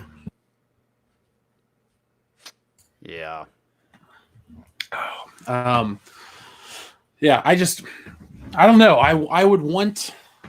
It'd be fun if they did that kind of stuff early. Like the most they do nowadays is they'll put out like picture books, and it's like, oh, Ray's rough day, and it'll talk about how Ray was like junking on Jakku and all this shit. And I was thinking about my parents. Maybe one day, as I look up to the stars, they'll come back for me. You want to find out more about Ray? Watch Star Wars Episode 7: The Force Awakens in theaters. It's like, what a shitty book. It's a commercial. Like, Yeah, that's terrible. And all that stuff, which is funny because I like watching your videos where you go to Ollie's and show all the I love the stuff those. that gets dumped because nobody bought it. I was so surprised. Like, the first place I think I ever went to that had like obviously the glut was at Toys R Us, and then we went back to like Tuesday Morning and these other places. I'm like, they have Star Wars, and Big Lots had it, and Ollie's was the craziest one, dude, because they had like pallets of stuff that was even out after Toys R Us had gone out of business. So everyone wants to say, well, it's all the glut of Toys R Us is junk. I'm like, yes, that is true to a degree, but some of the stuff was never even at a Toys R Us. You know, it got cut down in the distribution line way before Toys R Us would have ever taken a hold of it. And it just never sold anywhere. Like at Walmart, the biggest retailer in the world, I saw nothing but the Solo a Star Wars Story play sets. Just this little cardboard backing. Nobody got into that shit. And you think play sets would be cool in this day and age. Yeah, I mean, I loved them as a kid. When you had like the cardboard AT-AT and sand crawler, those were fun before they actually released the big plastic ones. But that's what happens when you have a shit story at this point. Yeah, because people are like, well, kids don't play with toys. They don't like this and that. I'm like, they still make them. People are buying them. If they were better, they'd sell more of them. Like, look at the hubbub about Baby Yoda. People are going nuts. They're going to drop $30 on a literally a 1-inch Baby Yoda action figure. Like, Mecca, I know you're going to get one or 12, but I want them. I really, really want them. I don't know if I'm like buying stuff right now, but well, the one thing I thought was really well done was the Black series they did for the Star Wars toys, because that Mandalorian one is pretty amazing. And I'd like to get my hands on that at some point, but I'm really not in a rush. There's a thing online right now. People comparing the Mandalorian with the Beskar steel armor from the Hasbro and the Japanese one. Yeah, Bandai. And it's just fun. Like, it's cool to have that kind of Star Wars discussion, not the political crap, Yeah, I agree. Did you ever see like the samurai versions where they did a samurai stormtrooper and a samurai Darth Vader? I have. A listener actually sent me one of those. Oh, those things are amazing. I wish I picked some up at San Antonio Comic-Con a few years ago, but they're like $100. I wonder, with all this stuff, the way society shut down, how long it'll take for conventions to pick back up. Will people just willingly go back into it, or do you think it'll take time? Ooh, that's a good question. I mean, it's a good possibility it could pick up really quickly because everyone's been cooped up. But at the same time, the reverse of that is everyone's paranoid about getting sick, so you don't have it, a bunch of people showing up. So it's hard to tell, man. It's kind of a crapshoot at this point.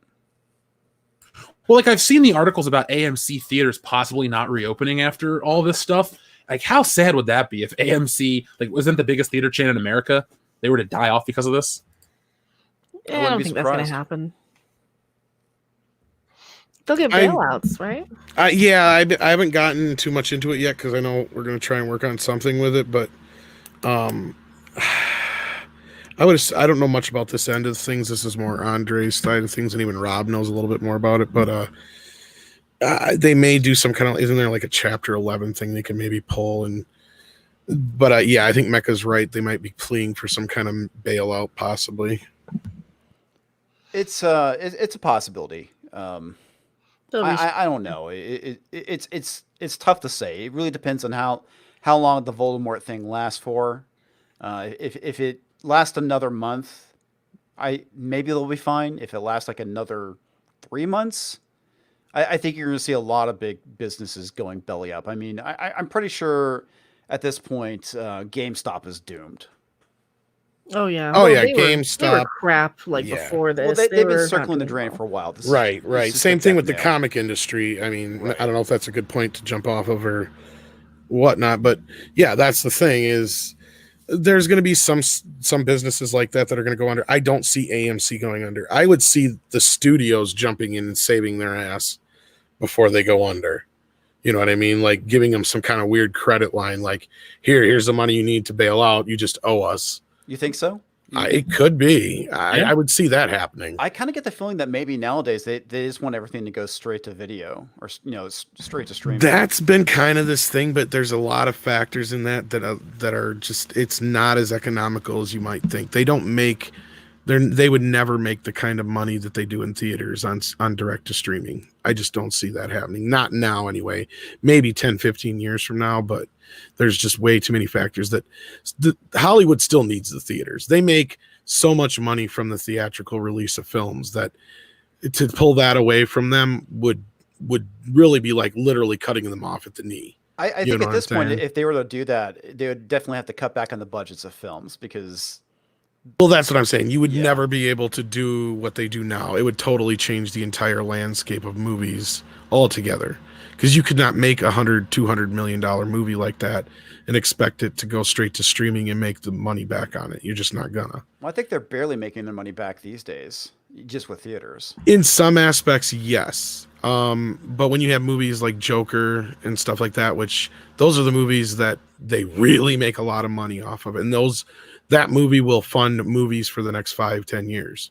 You know what I'm saying? Like, Yeah. they live for shit like that. One little thing like that can set you up for a good number of years. But most of the time, these big movies and all the ancillary stuff that they have and they generally tend to at least break even. Now, the first time we've kind of seen these high profile failures in the last few years, I mean, flops have always been a part of the business in Hollywood, but we've never had movies that cost this much all the time. Yeah, You know, that's fair. I'm sure you'll remember. Yeah. I was gonna say we never had like really big blockbuster flops. I remember Last Action Hero. That was probably one of them. One of her first high profile ones, definitely. Because I mean, I was gonna say, look back, like it was a big deal when they spent like what was it, 100 and some million on Terminator 2 back in 1990, 91, whatever, when they made it. The most expensive movie ever made at the time. Exactly, and everybody's just like, "You'll never make your money back." It's like, But it was such a good movie. I know, but just now we look at it as, oh, how quaint. They just spent $100 million on that. That's it. It's like, Look what $100 million got you in 1991. Terminator 2. Look what it gets you today. Birds of Prey. I mean, come on. That's great. Comparable. I mean, if we talk about one of the all-time greats in regards to action films, Well, you even look at the Jurassic Park movies. I want to say the first Jurassic Park, and this is off the top of my head, probably cost roughly between $30 and $50 million to make, I bet. Maybe 60 on the high end, I'm thinking. I don't think it was that much. But Jurassic Park had a budget of If it was close to 100, I'd be surprised. okay, $63 million. I told you I was damn close, wasn't I? Yeah, You not were. too bad. But now the newest ones, I don't think they've spent less than $100 million on any of the Jurassic World movies. What was the Hell budget for Joker? 60 million. That was it. And I think it was even less than that. I think that was with a lot of the... Because that was just mainly like paying like Joaquin Phoenix and shit, wasn't it? The 60. Wow. I don't know how much he made off it. I don't know either, but he did a damn fine job. That's all I can say. Yeah, he did. That dude's kind of crazy, but he's a damn fine actor. Yeah, Dr. Coffin Nails brought up how $40 million was a ton of money, and that's what they spent on Superman in 1978. Oh, wow. Wait, Superman cost $40 million in 1978. Yep. Jesus, Star Wars cost $11 million the year before. Yep. And I think if they're comparable in terms of what you get on screen, I'd say Star Wars looks better than Superman. But Well, that was because Star Wars didn't spend all the money that they did on Superman to try and figure out the same damn thing. And that was everything looks like it's actually flying if you move the camera, not the model. well, and Marlon Brando, didn't he get like $2 million? Oh yeah, that's $2 million right there. They spent a bunch of money on research, though. A lot of that budget was just the research to try and figure out how to make Superman fly. I've seen some of the test footage where they'll shoot dummies into the sky. It's fucking horrible. Oh my god, yes. Oh my god, that's hilarious. Well, Tom, you brought the, all the budget talk is actually a good transition. So we're documenting the demise of comics and comics division. When we were talking off air for a brief moment, we were talking about, were you surprised? And you're talking about this coming and all that stuff. So let's take it back a minute, since this is your first appearance on the High Council. When did you first notice this change in the comic book industry? Oh, wow. So, I ended up getting back into comics after many years back in 2012, basically around the time of Rebirth. Not Rebirth, I'm sorry, New 52. That's what it was.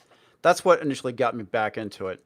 But I started noticing certain things happening. First off, you had the big event, which was, oh crap, with Doctor Doom, where he kind of took over. I can't remember. Secret something or other. Secret Wars? Yeah, it's what it was, Secret Wars. And that's when they kind of went and mixed everything up with the Marvel All New, All Different. And they started doing these really weird things, like they made Iceman gay, and at the time, yeah, I didn't really know about the whole thing with SJWs and what was going on, but I started noticing like these weird things in comics, and I started thinking like, that's kind of weird. I just kind of blow it off. I noticed it with the Miss Marvel book, since it was being written by G. Willow Wilson, and I just, it's like, is she hating on white people? And yeah, like I said, at the time, I didn't have the attachment like I think legacy comic book fans had for a lot of these characters. So them getting replaced wasn't like a huge deal for me. But as I start talking to people, it's like I understand. Okay, it makes sense. Why do we hate female Thor? Well, because Thor is a dude's name. Why would he give it to some other person? It didn't make any sense. So I started noticing these things within the writing, and what really kind of got me to see it is like it was this one issue of Totally Awesome Hulk where it's like why are you putting this into a book? And that's where I started really kind of seeing it. That's when I discovered Captain Comix, and I started watching his videos, and I saw your boy Zach, Diversity in Comics, and I started seeing all these people started pointing out these things that I noticed, but I didn't fully understand what was going on at the time, and that's what kind of got me into this, and it kind of broadened me into what was going on culturally with the culture war and in SJWs and kind of the infestation that was getting into entertainment. And I started seeing it more and more in not just comics, but in television. And then you had the whole Ghostbusters thing and, then Star Wars. And it's the best way of putting it's like tendrils kind of creeping its way into everything. But before that, you had Gamergate, which I passively paid attention to. I really didn't know about it till a couple years after it happened, but I started seeing those articles popping up too, where they're attacking gamers and they're saying, how the Mario Brothers games were sexist and all this stuff. I'm like, where the hell is this stuff coming from? And that's kind of how I got introduced to all this. I've said before multiple times, when it comes to the video games, that was a losing fight for them because, like you said, Mario Brothers sexist. Look, everyone has Mario Brothers is just this universally loved thing. Everybody kind of has an idea of what it is. When you say it's a sexist thing, they're like, "What?"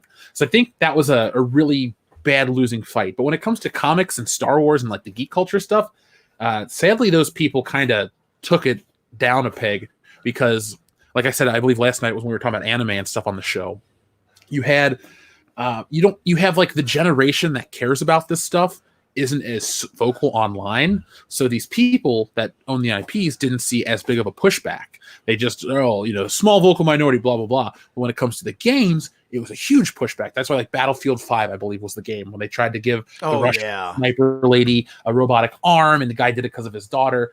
The game didn't sell. The guy got fucking fired. So, I mean, there's just like, the game pushback, they tried. Anime, I think they pushed back. They'll push back when they try that too. But when it comes to the geek culture stuff, I remember seeing it, and we're living in it now, and it's like the Twilight Zone in many ways because everything is sexist and racist, and like Mecha says, you're an istophobe, and you get labeled, and it now ruins careers. It's crazy, and I remember seeing a lot of stuff. There was a lot of outrage over the Milo Manera cover for Spider-Woman. And that's really where I think it really got pulled into the forefront because there was stuff that's been going on pretty much at this point, probably for a decade. It was a lot more kind of subdued. I know that everyone said that Dan Slott did a pretty decent job with She-Hulk, and I hate Dan Slott. I hate what he did to Spider-Man. So I decided to give his She-Hulk a chance, and I kind of noticed things in that book too, but it was far more subtle though than what we got with like America Chavez and how they legit started hiring a bunch of people based off of their arbitrary traits because those characters shared them. I mean, that's it right there. And I remember the other guy. I met the artist too, and I'm blanking on the dude's name. He got a lot of crap for his for that cover as well, and it was really weird. It was like and that's where I think you started seeing the tide really turning in comics was around that time period. And I don't remember the actual date. I don't know if that was like 2013 or not. Well, this I know Frank Cho is an artist who got a lot of pushback because you have your cheesecake artists, your Frank Cho's, your Adam Hughes, the Dodsons, which is a married couple, a man and a woman. Mhm. So I mean, it's funny, but you've not always, but for the last couple of years, you've had this really big pushback against sexy female characters, this, that, and the other. Right. I like Frank Cho. He's a great artist. Oh, he's fantastic. Interacted with him a couple times online though. Whatever. Not going to knock his talent. Fantastic artist, but I was just kind of like, I think these people got to him and he changed quite a bit. I think you're right because he did this one cover for Wonder Woman, and that's ultimately kind of what got him canceled. Because he had shown her underwear or something. And I remember that. Now he's just doing commissions. He's actually making a lot of money just doing commissions. But I think you're right. I think they actually got to him. Well, I mean, Frank Cho has always had this culture around him of was it Liberty Meadows and all this other stuff, just the sexy comic book stuff. And there's always been that market, the Bud Roots, the Frank Cho's, your what's his name, Michael Joseph Linser, the guy who did that one independent 90s book with the beautiful women. You've always had this stuff. It's nothing new, but these people act like it is such a new heinous offense to have attractive anything in comic books. That's why when we look at Safe Space and Snowflake and all those characters, not Diabeto, what's her fucking name? Dora the Explorer with Dora diabetes. Yes, that chick. Honestly, I almost called her Landslide. I'm not trying to be funny. I cannot think of her name. Please in the chat, tell me now. Lunchbox, landfill, whatever you want to call her. What is her fucking name? Seriously, in the chat. It's Trailblazer. Oh, Trailblazer. Okay, that wasn't a joke. I couldn't think of her name. I kept wanting to say Landslide. Anyway, her Trailblazer. You make these characters, and those are more unrealistic than some of the shit you see on the screen in front of you. Yes, maybe Milo Manara's anatomy. Somebody's like, well, her head wouldn't be there. Blah blah blah. It's whatever. It's forced perspective. It's hyper realism. All this stuff. But in comic books, you've always had male and female ideals of perfection. Every dude's got a six-pack and huge delts and all this other stuff. And I've never, how back in the day they would market it to the young boys? They'd put an ad in the back that says, try Weeder's weight gain and you can look like this. It was never about being offended, That's the funny thing is they always complain about, the women look like they have body paint on. They're not wearing a skin-tight suit. It's like, dude, so Spider-Man. I mean, it's like, come on. The argument works both ways at this point. Oh, they never put Spider-Man in compromising positions. Oh, yes, they do. I mean, come on. I could show you countless weird positions Spider-Man's in. He's Spider-Man. He's supposed to be like that. Yeah, I mean, they have Spider-Man just like that, pretty much with that cover. Was that actually 2014? I guess that's really when it started happening because I started seeing all this outrage kind of popping up around stuff. I remember with the all new Captain America comic where they had Jet Black and the Falcon, and he basically sleeps with Jet Black, and they're like, she's supposed to be a teenager. Why is he sleeping with a child? And there's all this outrage, even though she's supposed to be in her actual 20s, but apparently the character's not that old. And I remember there being a lot of backlash around this stuff, and that's when I think Marvel really started bending the knee.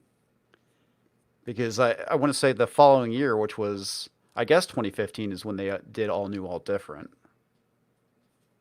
Yeah, I remember as a fan seeing ads for All New, All Different. I went, no, thank you. I'm done. Yeah. It was a weird time, man. It was a weird time. Because it wasn't like they just went and replaced one character. Because they've done that all the time throughout all of comics. They would replace Captain America with Bucky, or they would replace, or you'd have Thor become another character briefly, but they'd always change them back. And that's kind of how I viewed it when they were doing this, but they were really pushing to keep it permanent. And if it wasn't for the fact that the fans revolted, I don't think they would have rolled it back. Because with Secret Empire, they were planning on keeping Falcon Cap as we started calling him. And if it wasn't for the fan pushback, they went and they retconned, or I wouldn't say the retcon, but they went and changed back to having regular Captain America. Yeah, and it was so heinous when they made Cap a Nazi. Remember that a couple years ago? I do. And it was funny. It was one of those things that it pissed off everybody. It's like it even pissed off the SJWs as well as the comic book fans. Of course, the SJWs were mad because it's like, yeah, these characters were created by Jewish men, and it's like, well, you're ruining this character. Yeah, man, it was a mess. And I was like legit pissed at Nick Spencer for that, and I think a lot of that really was being pushed by Tom Brevoort and Axel Alonso. So I'm not really sure who's to blame, but I was, man, they need to fire this guy out of the cannon into the sun because he ruined this iconic character. Well, you talked about Dan Slott earlier. As Spider-Man, as a guy whose favorite character is Spider-Man, the stuff Dan Slott's done to Spider-Man ruined it for me. It turned me off from buying the book completely. Yeah, and that's the funny thing. It's like whenever he gets a book, and somebody did this video, it was really funny. I don't want to say the name of the title because it's pretty bad, but the video itself, it's satire, but it's funny. But Dan Slott doesn't like writing the character that he's writing for. Oh, what if everybody else is Spider-Man? What if everybody else is Fantastic Four but the Fantastic Four? What else? What if everyone else is Iron Man but Tony Stark? It's just like, dude, why do you have a career in comics? If you hate the fans so freaking much, why are you doing this? Unless you are just a petty, trolly little individual that hates everything. Well, it comes off like that too, and I hate when they were, we'll just call it spreading the wealth of spider powers. There's Silk, there's Spider-Gwen, there's this version, there's that version. I get it. The dude, he's a capitalist. He's trying to make characters to sell figures. I'm sure he gets a royalty off of every, Spider-Gwen figure that's sold. If Spider-Gwen's a creation of his, I don't know. I don't care. I don't like her. But you get what I'm saying, guys, in the chat? Like, that's what I'm talking about. I think there is some truth to that, yeah. Well, I think it was Ethan that made a point. We're talking about Miss Marvel. So. Miss Marvel Kamala Khan, and I don't know Comics Division if you're a gamer or not, but there's been a push to put her in this new Avengers game. But up until recently, the game had been sold on Captain America, Iron Man, Thor, basically the original Avengers from the first Avengers film. But then you've come to find out later on, Kamala Khan, Miss Marvel, is more of the focus of the game, and it's kind of like an old bait and switch where they're really pushing these. I don't want to call them diversity characters because Marvel's always had a diverse lineup of heroes from different walks of life, gay, straight, all that stuff, and they've all been respected and great characters. But nowadays, the newer ones, we'll just call them, the diversity police characters. They're Pokemon characters. They're a new version of something that's already in existence to change it up to be more diverse. I mean, even Ms. Marvel is a ripoff of, Caligula and Johnny Stretch Arms, right? All that stuff, yeah. Well, that's kind of the thing too, right? It's like Spider-Man is Marvel's flagship character. And it seemed for a while they were trying to make Captain Marvel the flagship. And that's the thing. You don't have a choice in that. It's what the fans want. And for the longest time, they were trying to force these characters down everyone's throats, which is the reason why they did all new, all different. And they changed up everybody all at once, is that they felt that they could get away with it. And it goes back to the whole thing. And I know Gary's talked about it, and I want to say that Diversity in Comics talked about this too. There was like this, it wasn't a Twitter survey, it was a Facebook survey. And it came out that like 50% of the audience was actually female, or at least according to the survey. And I don't know how accurate this survey was. It probably wasn't because it was on Facebook. So they're like, oh my God, there's like this entire market we need to start writing for. And I think that's where we started seeing this flood of YA authors being hired to write comic books. It's the reason why they brought in Unbeatable Squirrel and all this other crap that happens, is that they were trying to pander to this mythical female audience. Oh yes, this game. The one where Black Widow looks like a dude. Yeah. And Captain America looks really weird. If you beat up Captain Janeway's face, I think you have Black Widow from this game. That's funny. I did a video comparing her to Janeway. I'm glad I'm not the only one that sees a comparison, because when this trailer came out last year at E3 over the summer, I was like, what the fuck is this? I didn't realize this is the game they're trying to insert Miss Marvel into. Yeah, because remember, so you're aware of the game, so you know what's up. I am aware of it, yes. Now check this out. they acted like it was just these Avengers, and then I'll show up a new image. They throw Miss Marvel on the cover and all this other stuff, and they're trying to make her a bigger deal because it's a game of one of these things is not like the other. We can look at it with Star Wars, we can look at it with Star Trek. You put these iconic characters like Luke, Han, Leia, Chewbacca, Lando, the droids, and then there's Rey, and you're like, well, one of these things doesn't fit. And it's just like this Avengers game where it's like, here we go. We have Thor, Captain America, Iron Man, Black Widow, and Miss Marvel, and one of these things is not like the other. And people say, well, you want new characters. I wouldn't consider Miss Marvel a new character. She's a legacy character who's essentially Kmart Reed Richards. Stan Lee, when he was creating teenage characters in the 60s with Spider-Man and Rick Jones and stuff like that. Yeah, where's Spider-Man? Yeah, we had that era. This, by the way, this Captain America looks fucking stupid. I know, I agree. And that's the thing, too, that it's like, I read the original run of Ms. Marvel, and it was okay. I think the biggest issue is, and I ended up getting tired of the book because I started really kind of picking up on this thing. It's like, you're not putting this character in any real peril. You're not doing anything that is making this character interesting.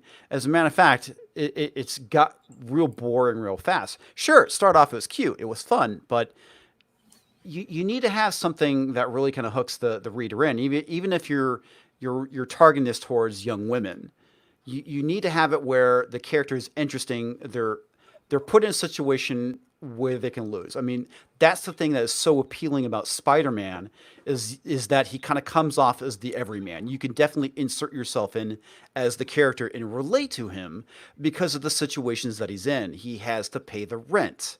He has a sick aunt. He has to go and buy her medication. He has a day job. And on top of that, he runs around the city going and saving people. So I think a lot of people can relate to that, but you're not doing it with Miss Marvel like how you did it with Spider-Man. And I think that was like another thing they were trying to do is they were trying to make her the Peter Parker replacement, and they failed at it completely miserably. They did. Even in the this little Avengers game I play on my phone, they try to make her this prominent character, and they talk about shipping the superheroes and stuff like that. Maybe it's part of modern culture seeping into comic books like they always have, but it's also we're getting like people that just don't get comic books making them. It's like Rian Johnson with Star Wars. People that just don't like this shit that are in charge of producing it, and it doesn't turn out well. Well, I think too is that they don't want to put her in any kind of real trouble or have her have real issues because of the whole women in peril trope. That's the thing is that we can thank Gail Simone because of for the whole fridging thing. So we can't actually have bad things happen to women in comics now because if they do, it's you're just fridging them, and you're just doing that to empower the male characters. Well, no shit, okay. Let's be honest. When they killed off Robin back in the 80s, nobody cared. They had the phone line. Do you want to save Robin or do you want him to die? And this was determined by the fans. People hated Jason Todd so much they wanted the character to die. Nobody gave a shit. But when Green Lantern loses the woman he loves and she gets stuffed into a refrigerator, that's freaking horrible. I think a lot of people can relate to that emotionally. And that's the reason why in movies when a good example is shit, I'm totally blanking on it. Where you have the cop and he's downbeaten because he's lost everything. He lost his family, either because of a tragedy or a divorce because he was married to the job. You can relate to that. I think we as men, when you lose the person you love, that's really rough on that. And I think young men can kind of relate to that, and that's the reason why a lot of stories kind of revolve around that. But now you have these feminists coming in and they're like, this is a trope and blah blah blah blah blah blah blah blah blah. Yeah, Max Payne's another good example of Max that. Payne, yeah. Well, I remember that the media ran with this whole Robin death thing, but that was the thing is the media played it like it was the original Robin, not Yeah, the other one, yeah. Well, that's funny. At the time, I thought it was the original Robin too. It was like it was Jason Todd. Which was no great loss. Yeah. Nobody liked the character. No, I've actually never read this comic, Death in the Family, but I do know the story behind it. Wasn't it like 70 votes or something was the determining factor between him living and dying? I don't remember. I remember at the time when it was going on that a friend of mine had the comics and he was telling me all about it. But yeah, I think that sounds about right. Now, the 80s were a good time for Batman. They had some really great storylines come out. The 80s were a great time for everything. I mean, maybe not politics, but TV, movies, video games, music, comics. All the entertainment was good in the 80s. It's funny, man. I used to crap on the 80s so bad because I love the 90s so much. And it's like going back and looking is like, damn, a lot of good movies did come out of the 80s. A lot of good comics did come out in the 80s.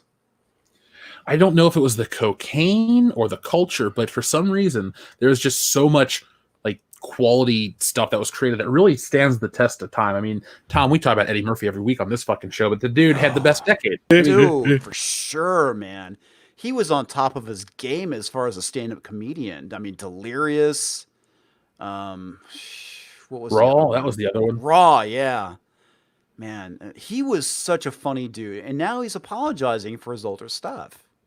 Fuck that! Don't apologize. Yeah, don't apologize. It's great stuff, Eddie. Like Beverly Hills Cop, never apologize for that shit. Yeah, I think it was a combination. I mean, because the 80s was such a successful decade. Yeah, it was definitely fueled by cocaine. There was a lot of greed involved, and I think that was kind of the key factor is that you did have the greed and coke, and maybe it led to creativity. I have no idea.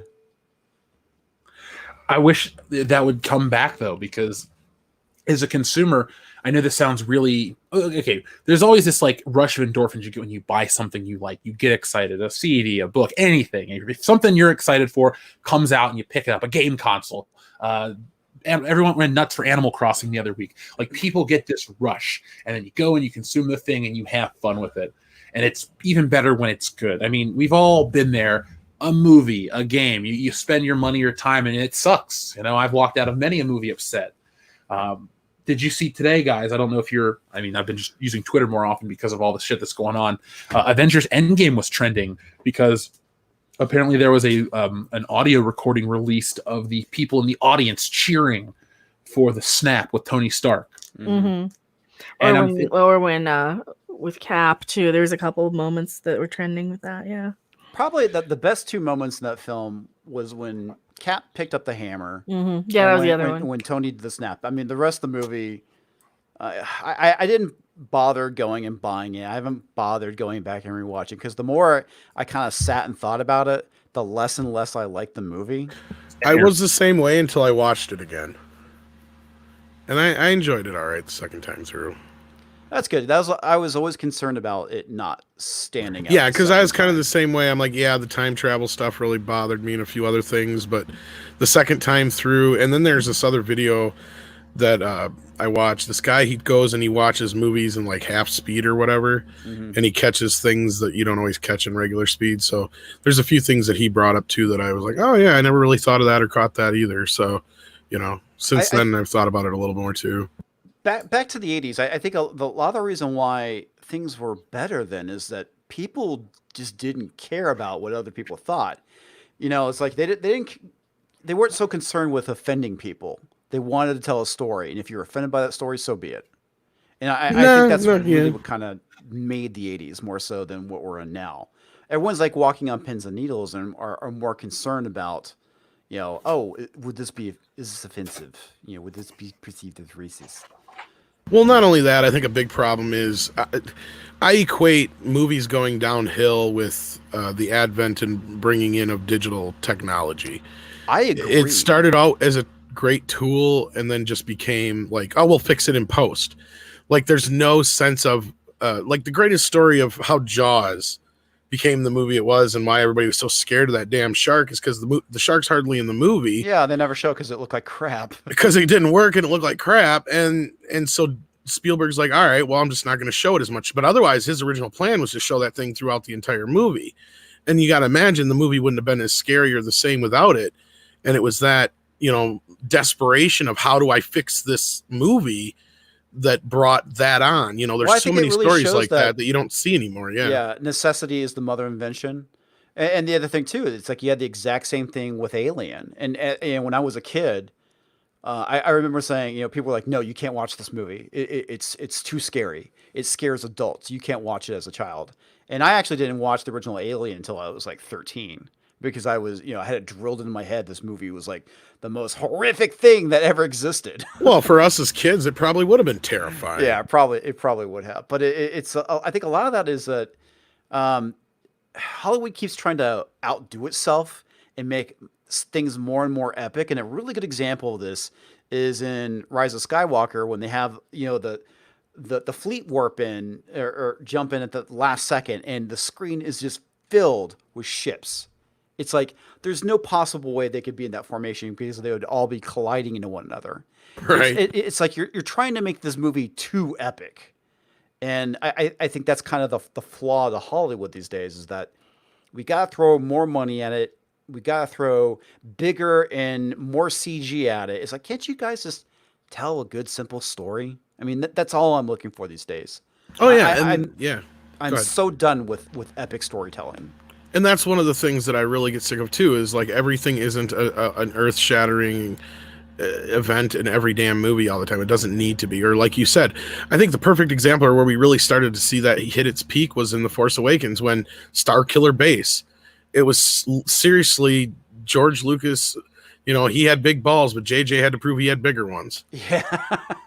It was literally like a ball measuring contest between these guys in a way, and it's gotten that way with everything. We brought up Michael Bay earlier. Look at his movies. They're a direct result of what you just said. Mm-hmm. Like everything he has to do, he's like, I gotta outdo myself from the time before. More explosions. Need more explosions, more boobs, and more robots. It's like more and more. And yeah, it gets sickening. And I was so happy when I watched Sonic, and then when I was done, I'm like, you know what? That was kind of refreshing. Sure, it was like a million other movies we've seen in the 90s, but you know what? The world wasn't at risk. It wasn't, so damned serious. It didn't take itself so seriously to the point where, we had shit shooting up in the sky and the Avengers had to save everybody. It was a simple little story. The only thing at stake was Sonic himself. You know what I mean? It was yeah. It's the same thing with like dark storytelling where you have the anti-hero and whatnot. It's like I love that shit, but it is so overdone now. I'm tired of it. I'm tired of everything being dark and gritty, which leads us to dark and gritty Star Trek and Star Wars. Actually, it's more Star Trek than Star Wars, but I'm tired of it, man. That's the thing that really pissed me off about Picard is that you taking the one thing that is supposed to be humanity at its finest, and you basically subverted expectations and made humanity shitty again. It's like, thanks. The whole point of Star Trek is that humanity already went through this phase of being shitty, and they rose above it and developed the Federation and joining with all these other species out there and made a positive future because we all know that our world's not perfect. And it's nice to have this escapism where you can go and live in a science fiction world where there's a utopia and you have other problems to deal with. Well, it makes me wonder the discussion you guys are having about everything's got to be bigger with, let's say there's going to be a change in the way we consume movies. Do you think it'll be a positive change in terms of everything won't be the $500 million crazy, like Avengers Endgame and Infinity War had a combined budget, everything like $1 billion. If let's say theater chains go down and more focuses on streaming, there'll never be a way to necessitate that kind of a film, directly through streaming. On top of that, though, do you think because we're talking about it in a way where we're not as pleased with it as we could be, do you think that'll be a positive down the road where it's like you said necessity is the mother of invention? Well, they're going to be out of necessity. They have to scale things back. Do you think that in the beginning we'll get some better stuff where they'll rely heavily on quality storytelling instead of just big set pieces? I think so. I think if you start scaling the budgets back, and that's kind of the key thing. You can hide shitty storytelling with fantastic special effects and set pieces. But I think what's really going to change the industry is probably bankruptcy. That's what will change it. And it's a possibility what we're going through now with the Voldemort situation could actually cause that to happen. And if we do lose AMC, that means that they're going to have to go to streaming. And if they have to go to streaming, that means they're going to have to drastically cut down the budgets. because in order to do so, they have to make it more affordable to stream and recoup their money back. So, yeah, I think that's kind of the only way it's going to happen is if there's some sort of, the industry starts going bankrupt. Well, when you're talking about the Rise of Skywalker stuff, you think Lucas didn't really fall into that trap with the OT as much. I mean, you did have the big Battle of Yavin, but then you had the climax of the Empire was really scaled back. It was Luke and Vader, and it was much more personal. And in my opinion, the best lightsaber duel, and you had so much emotion. But then in Return of the Jedi, when you do try to do bigger, you lose a little bit of that, but not as much as you do when you get to the prequel era stuff.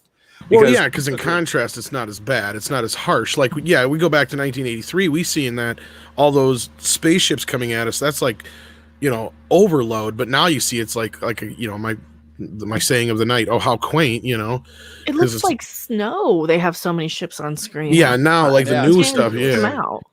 But even Return of the Jedi had, I think, the proper amount of ships. It wasn't, It was a little bit bigger than the other two. It was definitely bigger, but it was enough. But that's the thing, like wall-to-wall ships, like what we got with Rise of Skywalker. I think you're right. We had this point where, and I think it was the budgets mainly. It's like you knew you could do at least one or two big set pieces in these bigger movies, like an Indiana Jones or a Bond movie or a Star Wars movie. Well, Star Wars, it got a little bit more and more as they spent more money in the films. But that's my point, But then as movies went on, like look at Jurassic Park, like you keep bringing that up. That had probably 4 big set pieces in it. Yeah, if you really stop to think about it. And it was a good mixture of practical and CG.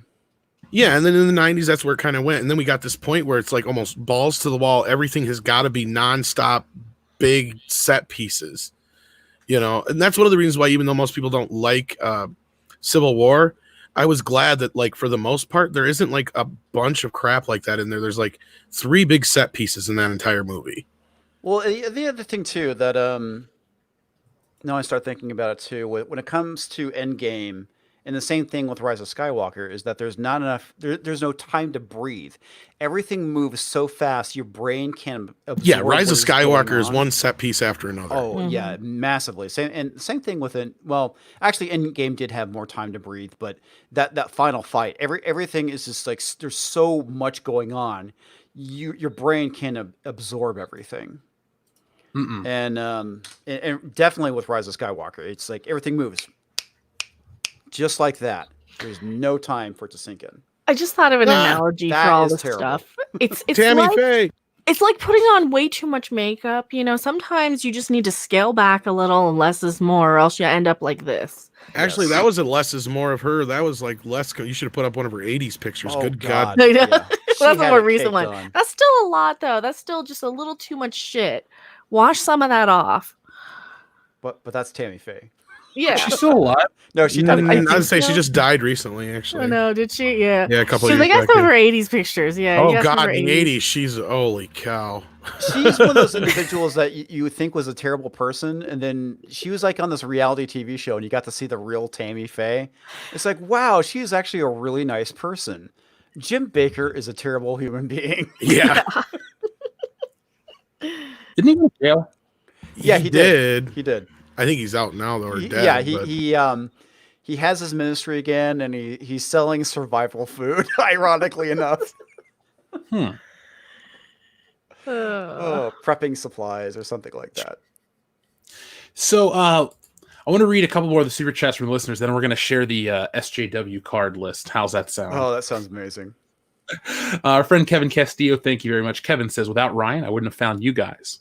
Well, Kevin, thank you. We see you. I see you all the time in all the streams and all the videos. So I'm glad Rian Johnson was good for something.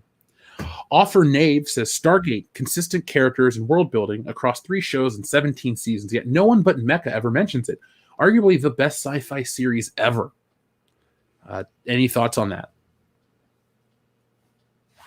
What was the best sci-fi series? Stargate. Mecca. I love Stargate. I actually really like Stargate Atlantis. I wasn't into the original series, but Atlantis I really enjoyed. I think Atlantis was better than SG-1 just a little bit. It's a little easier to manage. It's a little more consistent. It had its footing. Yeah, Atlantis is really, really good too. And plus the race were just kind of an interesting villain. Yeah. They were different. I've seen the movie. I've only seen the movie. I never got into the show, but I've heard things about it, and Mecca always talks about it. Love it. I love Stargate. Yeah, I'm a huge Stargate fan. You just like it because it had Sons of Aquamanarchy in it. Well, he wasn't until like later, but yeah, it was several seasons. No, in. like SG1 Look at my really man too. boobs. Don't look at my lazy eye. Badass. Let's see. I'll check it out. I've seen the movie Offer Knave. Maybe we'll watch that, Jesse. It's Roland Emmerich, so he's the same guy that directed. Don't get me wrong. I like Jason Momoa. He's all right. I did too. He's the number one celebrity I'd like to go drink with because I feel like he could keep up with me. Probably. He reminds me of a burly version of my cousin. Well, the scary thing is like even his dad bod is pretty ripped. Did you see that commercial with him where he like is starting to rip off his muscles and stuff? Yes, that was a Super Bowl commercial. Yeah, it was. That was great. That might have been the best commercial of the night. Let's see. Toxic Man Flu says, "Look at the NFL. If you make bank, you are forgiven." I guess in terms of I think that was the Ezra Miller comment. Yeah, Ezra Miller comment. That definitely is true. If you make a lot of money, you'll be forgiven. Or if you work for Jerry Jones. Right. Well, like I said, it could have been worse. It could have been worse all around. At least we can goof around about it. The last time we should have been arrested. I don't follow enough football to know what everyone's doing. What was the guy that had the really weird name that shot himself in the foot? Oh, Plaxico Burress. Yeah. Does he still play? No, Okay. I don't think so. Maybe he does. He played for the Giants for a while, but Deadeye, thank you very much. Deadeye says, just want to say, stay safe. If I don't want to see you at my hospital tomorrow, Hail Council. Sorry, Deadeye. I don't want to see you at your hospital either. I haven't left the apartment. I haven't been outside in 3 days? Yeah, today's the third day. I haven't even left the actual apartment to go into the hallway. package that probably came yesterday. I had a package that arrived, and that's about it. I had to get my tax papers mailed to me. Yeah, But are you guys? I work in it from or home, what? so the whole quarantine thing is not anything new to me. It's like I still go to the grocery store. The only thing that's really changed for me is I'm doing my tabletop game over Skype rather than in person. What do you play? We're using the hero system. I'm running an urban fantasy game. Oh, my buddy Joel has had a long-running game for like years and years with his buddies. I don't know how to describe it, but it's tabletop, something else, and they've made it up themselves. But it's really elaborate. I've always wanted to get into something like that, but I don't know enough people that are at like the entry level to where I could do it with a group of people because I have no clue how to get into any of that. I would say like, D&D is definitely entry level. The thing I like about the hero system is that it's point based, so you actually get to design and build a character the way you want it to be. So that's the thing that makes that game so fun. But it's very complicated, and if you're new to the system, creating a character can be a bit of an onerous task. Yes, heroes/champions all the way. Thank you, Dr. Coffinails. I agree with you. Dr. Coffinails knows his shit. So, let's see. We also have our friend Bruce Lombardo. We'll read that again for Bruce. Bruce said, can we get the signal boosted for Lone Star Comics in Dallas-Fort Worth area, the largest online retailer of comics in Texas? I want to see some changes in our lockdown, and these guys could be at work right now. So, folks, if you're on Twitter and there's talk about Lone Star Comics, just retweet it, help out an independent store. Because, like I say on all these streams, the comic book industry may make films, or they may make films that are billion-dollar hits, but people that run comic book shops, it's the very end of the food chain, the very bottom of the food chain, excuse me. And a lot of those people are barely making ends meet. Closing for a couple weeks, couple months is going to put them out of business indefinitely. You could just Google comic book shop closures, and you find them all over, and it's very sad. So if there's a way to help a comic book shop, just spread the word. That's what you can do. Spread the word. King Archer says he stroked out. Medic! I think that's to the Ezra Miller shit as well. I don't know what to say. Dude, I need to find that GQ article and send it to you, man. It is an interesting read. I mean, just of all the dumbest things you can fucking do. I mean, like I said, it could be worse. He could have, beat the hell out of her or something like that, but I don't think he could have, actually. I think she'd have kicked his ass, but anyway, but... I'm not trying to challenge anybody when I say this, but if I was in public and he challenged me to a fight, that'd be very interesting. I'd choke him out. I'd be like, He's a bitch, right? that's what I'd be like. I'd be like laughing. I'd be like, are you serious, dude? Oh, man. Here's the article. Let me send you guys. Oh man, he is such a fucking weirdo, man. It's he apparently has farm where he raises goats, and there's like all these like weird stories in it. You see these like the pictures of what he's wearing in it, and I don't know what happened to GQ, but yeah, he strikes me as a creepy goat fucker. What? Yeah, allegedly. Oh man, it's like they tried turning GQ into Playgirl. Yo, this dude fucks goats. Just look at the pictures, man. Just look at the pictures of him. It's so weird. And did you see the interview with James Bond? What's his name? Daniel Craig. They have him like draped over a couch. It's Dude, no. It's weird, man. It is really weird. There is something up with GQ, and it's like I swear to God, these are like poses that you'd see in Playboy back in the 80s, but they're doing it with men. It's like, are you guys trying to like make up for something? It seems. I don't know. It's weird. Let me see if I can find the Daniel Craig interview too. Yeah, I don't know what I'm supposed to be looking at with Ezra Miller right here. Well, this is an ad, but look at this. He's got pink gloves on, and I don't even know. This is the Flash, ladies and gentlemen. I'll read that later, though. Can I read to him? Is he gonna flash me? I was just gonna. Thank you, Mecca. Never mind. Our friend the Fixer says, okay, the novelty of staying home is worn off. Screw this lockdown. At least I can play Black Mesa's campaign to entertain myself in between shows. Well, the Fixer and everyone out there in between shows, there will be an after show. I will be on Mindless Entertainment with Jesse Milestone. There's the link in the chat right now. You can follow us after the High Council ends tonight. It'll be fun. I don't know exactly what we're doing, but that's the beauty of the show. So we play Star Wars Mad Libs. I do. Nice. Maybe at the end we'll use one of her old ones that we played on the game or on her show. We'll do one for this. You guys interested? Sure. All right, cool. We'll play a quick one on the power of the Force at the end of the show. So folks, stay tuned for that. Fixer, I'm with you about that. I do work from home, but just the ability of like knowing I can't go places is what bothers me, even though I don't really want to. That's what's driving my wife crazy. She's a huge introvert like I am, and she works from home as well. And now that she's like, I can't go out, I want to start going out. I'm like, I go out all the time. I'm the one that goes grocery shopping. So I live across the street from my grocery store. I can look out the window and see it right now, and it's as far as we go. It's like, oh, great, we're going to Ralph's. Awesome. Let's cross the street, and that's it. Like, I spend an hour in the store because I'm just happy to be away. Yeah, it's the whole not having the option. Because I would be like, okay, maybe once a week. I'm a huge introvert, too. Once a week, I might go have lunch with my mother, and we might go shopping or something. But now that I don't have the option to do that, I'm kind of like, okay, I don't want to be in the office all the time. And No, this is a studio apartment, so the office is just the living room, which is just the bedroom, which is just the room. That's rough, dude. That's rough. Yeah, down the road we'll change the arrangement, but for now I'm happy. I can't really complain. Our friend King Artura says he touched me in a no-no place. I assume he's talking about Rian Johnson. And he also says, King Artura says, I want to see Knives In, starring Rian Johnson. Show us on the Tico doll where he touched you. Show us. They just bring out a stack of Tico dolls. Like, here, have one. Take one for your kids, the school, blah, blah, blah. It's Tico Tuesday. I'm surprised they didn't start handing out Rose Tico dolls at Rise of Skywalker, because I'm pretty sure they had a large back stock of them.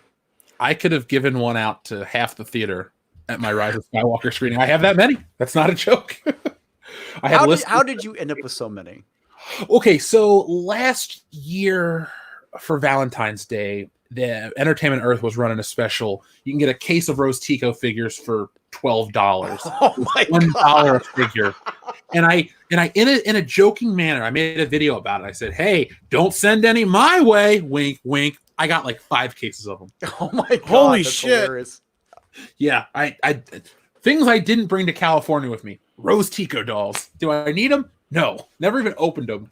My mom's like, you should give them out at Star Wars Celebration. I said, okay, Mom, I will. I'll do that. And I forgot. I would just sign them and give them out. Yeah.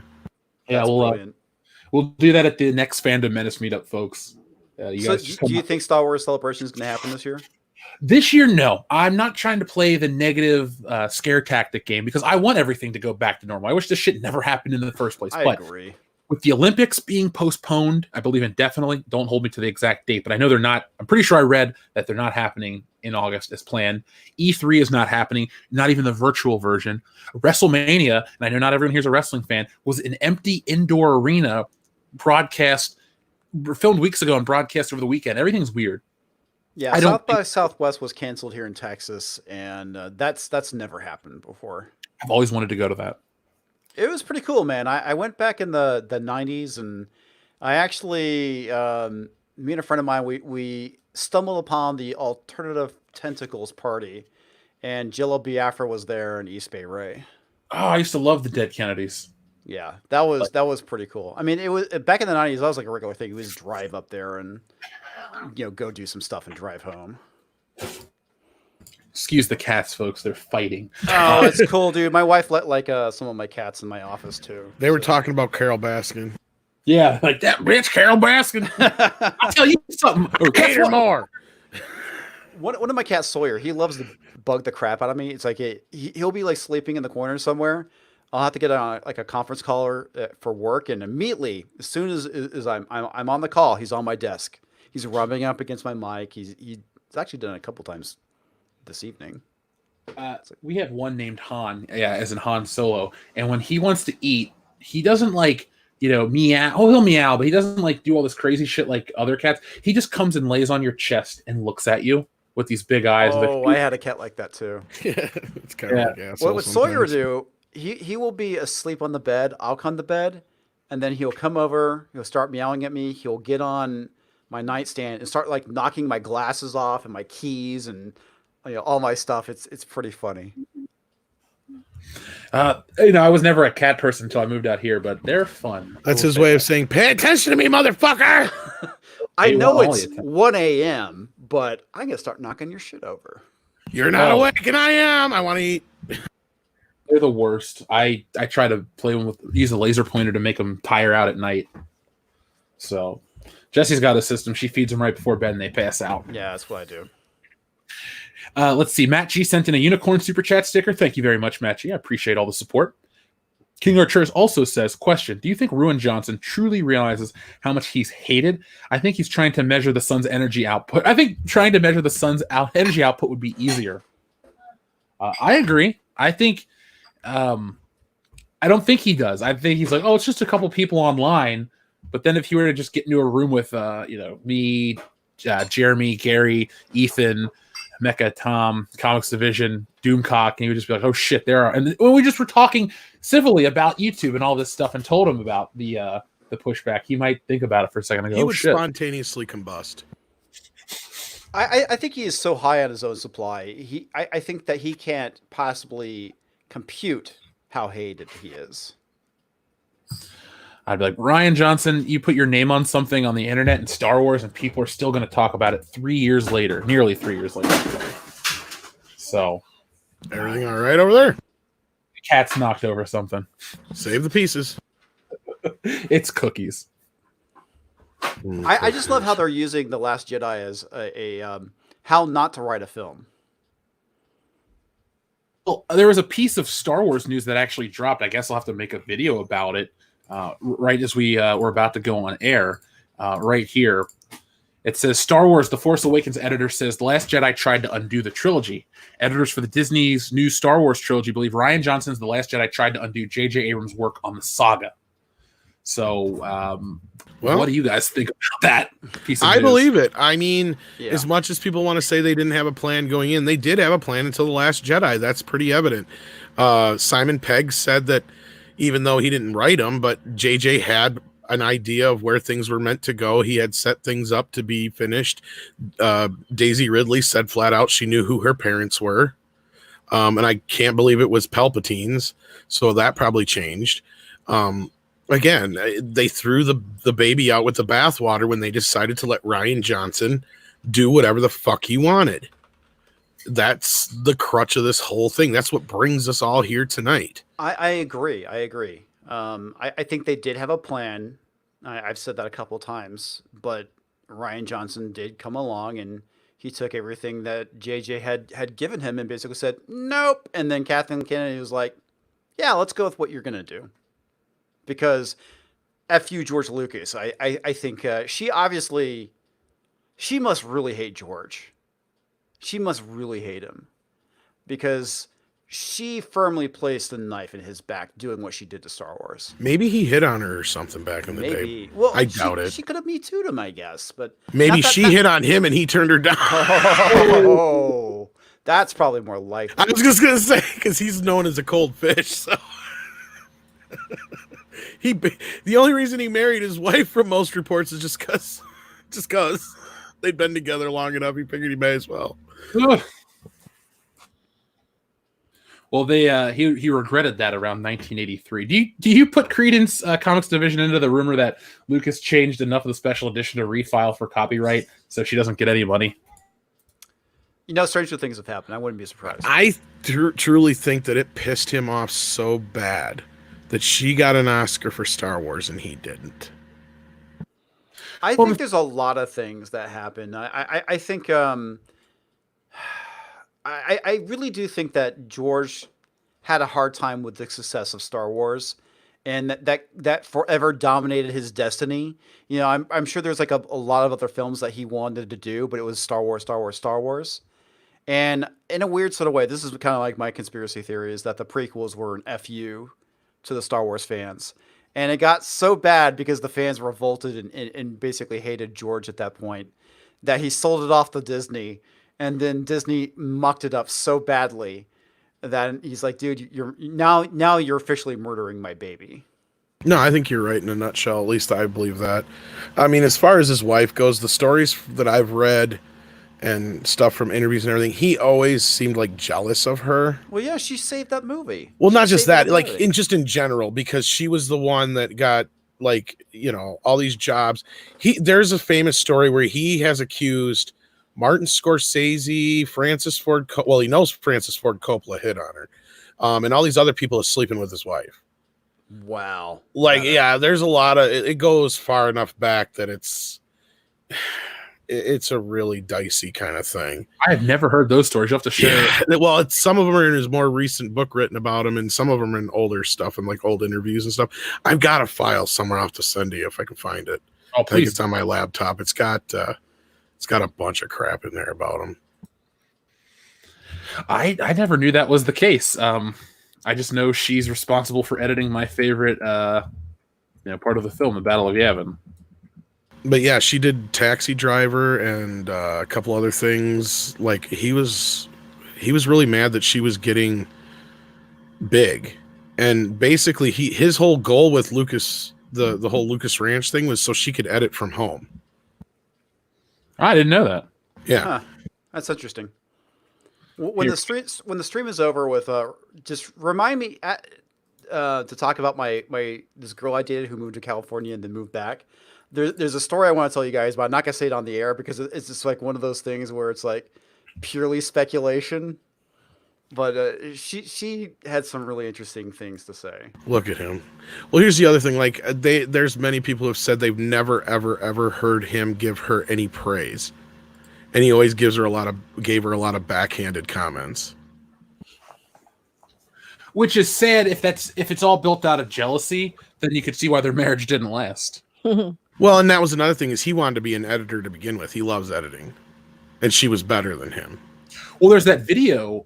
If you watch the making of The Empire Strikes Back, he even says like, "Oh, I love movies are made in the editing bay." And he's sitting in front of like a whatever it's called, a moviola or some shit like that. I don't know exactly what it's called. I know they edited Clerks in a moviola, but it's just him in front of not schematics, the early version of the Battle of Hoth, and he's just sitting there talking about editing a movie. So yeah, he's always been about that shit. I mean, that's why the prequels are the way they are too. They're I wouldn't call them over edited, but like post production and stuff. I'm sure he moved from just overseeing the editing to editing himself some The Empire Strikes Back to obsessing over the effects. Well, there's the famous story that everybody voted down his edit of Empire. Did you ever hear that story? No, tell me. Well, there was Kirshner and the other editor's version of the movie, which we have now, basically, which I think also was the one Kasdan pushed for.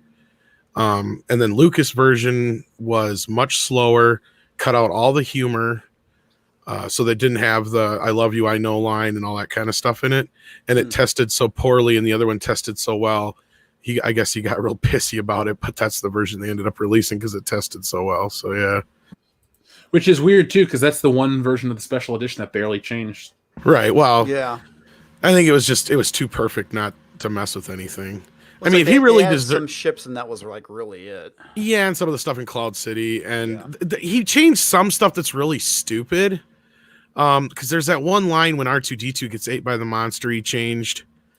Because it used to be "You're lucky you don't taste so good" or something like that, and then he changed it to "You're lucky to be alive," which makes less sense. Yeah. George Lucas is like a robot. He doesn't understand how humor works. That's what his wife says. That's all pretty apparent. His ex-wife, I should say. No, there's a lot of that. Yeah, and like I don't know how many times I've seen the thing where they said, yeah, but George, you better marry her. You'll never do any better, kind of shit too. So that was probably another thing that really kind of bothered him. Well, now he's married to some rich. He's I think some philanthropist or whatever she is. Yeah, I think this was his first child by birth. Weren't the other ones all adoptions? Yes. Okay. I can't. I mean, I like. But that's the funny part is I don't know how actual legit like this actually happened naturally though, because from what I know, he was the problem back in the day. He might have been. Like, I don't really. I love the Star Wars trilogy and the Indiana Jones stuff, but I wouldn't call George Lucas my favorite filmmaker. No, I mean like he's shooting blanks kind of thing. Or oh shit. Okay, that's what you mean. Yeah, like because that was another big thing that came between him and his wife is they really, really, really wanted to have children, and he couldn't knock her up, and so they ended up adopting. And then when she divorced him and got married to that other guy, they ended up having like 2 or 3 kids naturally. So I know she's not the problem, as far as I remember. So yeah, I'm sure this is his natural child, but I'm sure it had some help from the Jurassic Park scientists. Science. I like science. He has lazy swimmers. I got a narrow urethra. Oh god, that show is so great. Oh god, I'm sorry guys. You guys got me down my fucking George Lucas wormhole. Just before I started at Midnight's Edge, I had this whole thing planned of this series of these videos I was doing when George Lucas. I got one up and done and the audio for another one, but never finished them. But yeah, the first one was called George Lucas is a Hypocrite, and it's all about how he won't release the special editions because of his wife, and how he did the whole thing going in front of Congress and stuff and preaching about how the original versions of films should be preserved and all that kind of crap, and how he won't, at that time, hadn't given the original version of Star Wars to the Library of Congress. He kept trying to send special edition, and they kept sending it back. And then the second one was called George Lucas as a Hypocrite and an Asshole, and it really dove into. But mind you, guys, this is like a lot of this was before like the Disney Star Wars shit too. So again, this is like when we were still on this whole I can't believe George Lucas destroyed Star Wars kind of thing. Did you watch the documentary The People versus George Lucas? Yes. Yeah. Oh, it was a fantastic But yeah, the second one was more about the shit between him and his wife and the Oscar business and all that kind of stuff. Yeah. Somebody in the chat says she had an affair with the guy who was building the library in this. That's debatable. He thinks they slept together. She says they never did till after the fact. There's people that support her story. There's some people that support his version. So it's one of those things that's up in the air whether or not it's true. But one thing that is true is after that, George had her blacklisted. Damn. Like she wasn't allowed at any of the fucking friend parties or anything, because they all came up with the same friends. That's how they met each other. She wasn't invited to any of the friend parties or anything like that, and it's possibly another reason why her career never went anywheres afterwards either. Yeah, it looked like it ended in if I could talk. 98. Yeah, she did a few things, but I think he really had her completely sidelined by the industry. Yeah, it looks that way because there was 83 was Return of the Jedi, and then the next thing she was on was No Easy Way, which was 1986. Excuse me, 1996, and then A Good Son in 1998. It's a really tragic story. I mean, really, it boils down to this guy built this empire. He claimed it was for her, but in the end, all the empire did was come between the two of them. Yeah. Is really what it boils down to. Yeah, this is a different side of George Lucas I never thought about even existing. You know, to me, he's just been the Star Wars guy. I never even thought of him as a real person, and that sounds really odd to say, but like, well, that's just because he is like a Muppet. I was gonna say in this photo, he looks like an Ewok type. You know, the way the beard and the hair and everything. It just he's always just been the Star Wars guy. I was waiting for the day that's all of a sudden like Jim Henson popped up and said, "No, I can't do this shit anymore. I'm actually George Lucas." Well, the really funny thing is that, Lucas, he had the good idea. I wouldn't say the good ideas. Not all of his ideas were good, but it was Gary Kurtz who kept Lucas in line. That's the reason why Empire was so good. And it's the reason why Return of the Jedi was so terrible, is because Gary Kurtz wasn't involved. That would be an interesting world to live in if Gary Kurtz did stick around for the end of the trilogy. Like we always talk about, you can go back through history and see how one thing would play out differently. Maybe that would be mine. Well, Han Solo would be dead because that was the original idea, is that he died, during the final fight. He dies saving the rebellion. You know what? After watching him get stabbed by his son and thrown off a catwalk, I'm okay with that. Yeah, I know.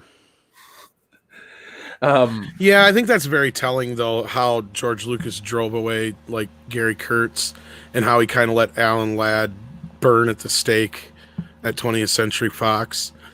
I mean, that kind of really speaks to his character. And there's other things that he's done where he's really, really, really generous, which is really weird. But then there's other things. He'll hold a fucking grudge. Like, I guess he gave points to just about all of his friends for Star Wars, except for Francis Ford Coppola. You say that again? He what? He gave points on Star Wars. Like, there's the famous story where Steven Spielberg has the most because of the bet they made. But he gave Milius and a bunch of other people points for Star Wars after, to pay them back and shit for all the things he's done, except for Francis Ford Coppola, because he was pissed about Francis Ford Coppola hitting on his wife, and he always felt like Francis stole Apocalypse Now from him. Really? Yeah, because George and Milius worked on Apocalypse Now for like 2-3 years. I was not aware of that. Nor was I. Oh, I'm full of fucking George Lucas history. I love it. We should just, when we hang out in person, we'll just shoot the shit and you can tell me more of these stories. So let's see. What's the audience think about this? Some people in chat don't believe it. Some people say Coppola sells terrible wine. I've been drunk off that wine. Oh, Coppola's a dick. Coppola's a dick. Coppola earns just about everything he's gotten from George. I'll tell you that right now. I mean, that's true. I do think, though, Gary Kurtz is that factor of why Star Wars, the first two, are so great. So I know some people in the chat disagree, but if you watch it from a movie standpoint and not the lore, the mythos of Star Wars, like, look, Attack of the Clones has some really cool shit in it. It's still not the greatest Star Wars movie. Well, even like reading interviews from back in '99 when they announced the Phantom Menace, there was a lot of interviews where he was talking about the Clone Wars. I mean, he really was kind of the dude that kept Lucas in line. He kept Lucas from overdoing things. Yeah, because if we would have had, Luke be a small person or Han Solo be agreeing with gills or all these other crazy things, we might have Star Wars and Willow become one type of movie, one. Our friend Culture Casino sent in a unicorn super chat. Thank you very much, Culture Casino. Bruce Lombardo says Zahn used 3 WEG source books as lore foundation. And now everybody here loves the Thrawn trilogy in the chat. That seems to be the most requested. Hey, if you could remake 7, 8, 9, what would it be? Yeah, Thrawn trilogy. Yeah.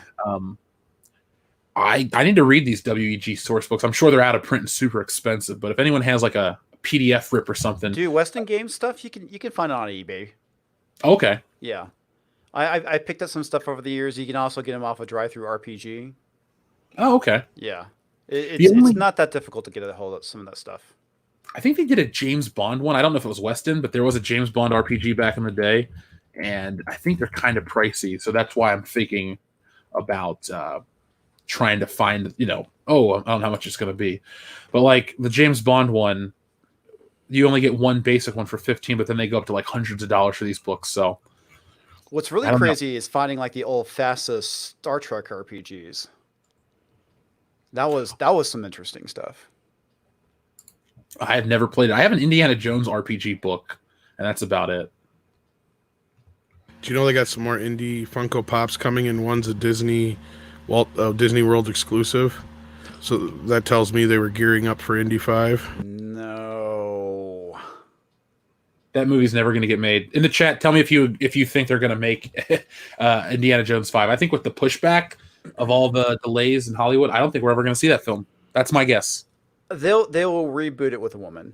That's my prediction. It'll be Indiana Jones, just like Spielberg said.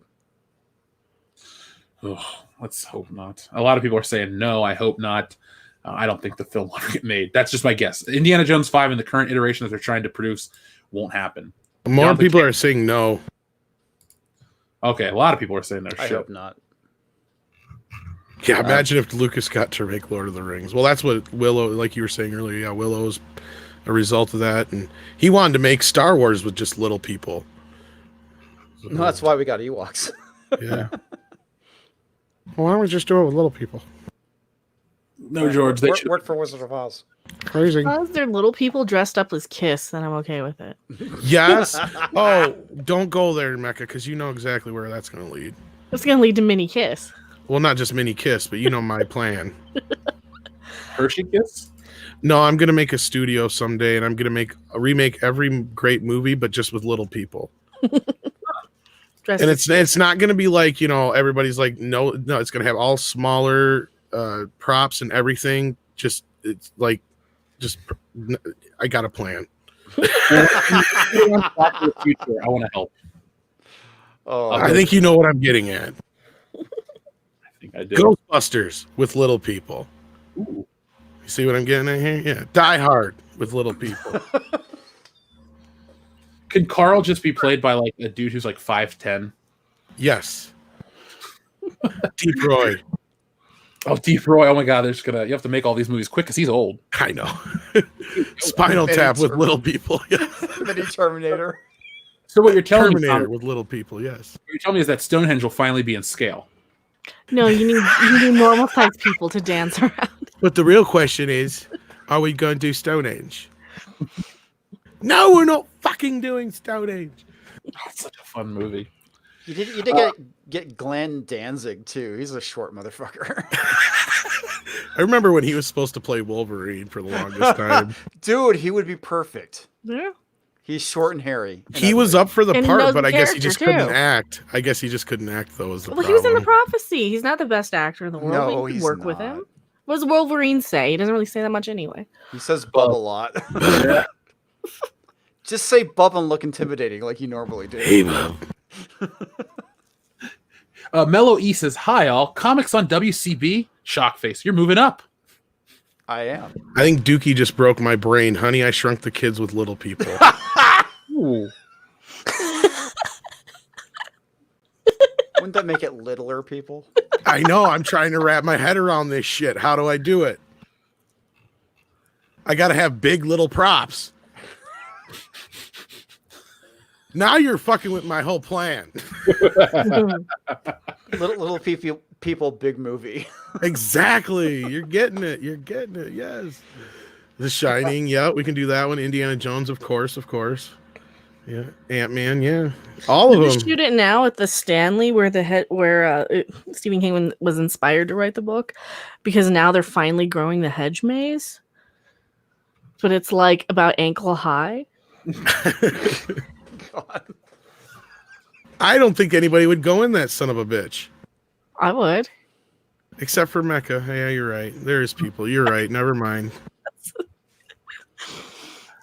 Bobby James says, love to see Shadows of the Empires make a comeback. I would too. I would buy a remake of that video game in a heartbeat. And, a nice soundtrack remaster or some shit.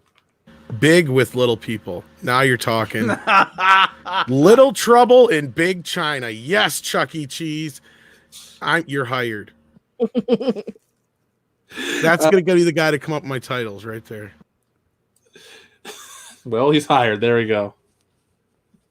Nathan O'Brien says, Roundhead blocked me for tweeting about The Last Jedi. # goals. I have still not been blocked by Ryan Johnson. So, yay us. Maybe we're not. I haven't either. I don't really interact with him, though. I don't either. I have nothing to say to this guy. You want to hear what I have to say to you? Watch the countless videos we've made on your candy ass. People have heard my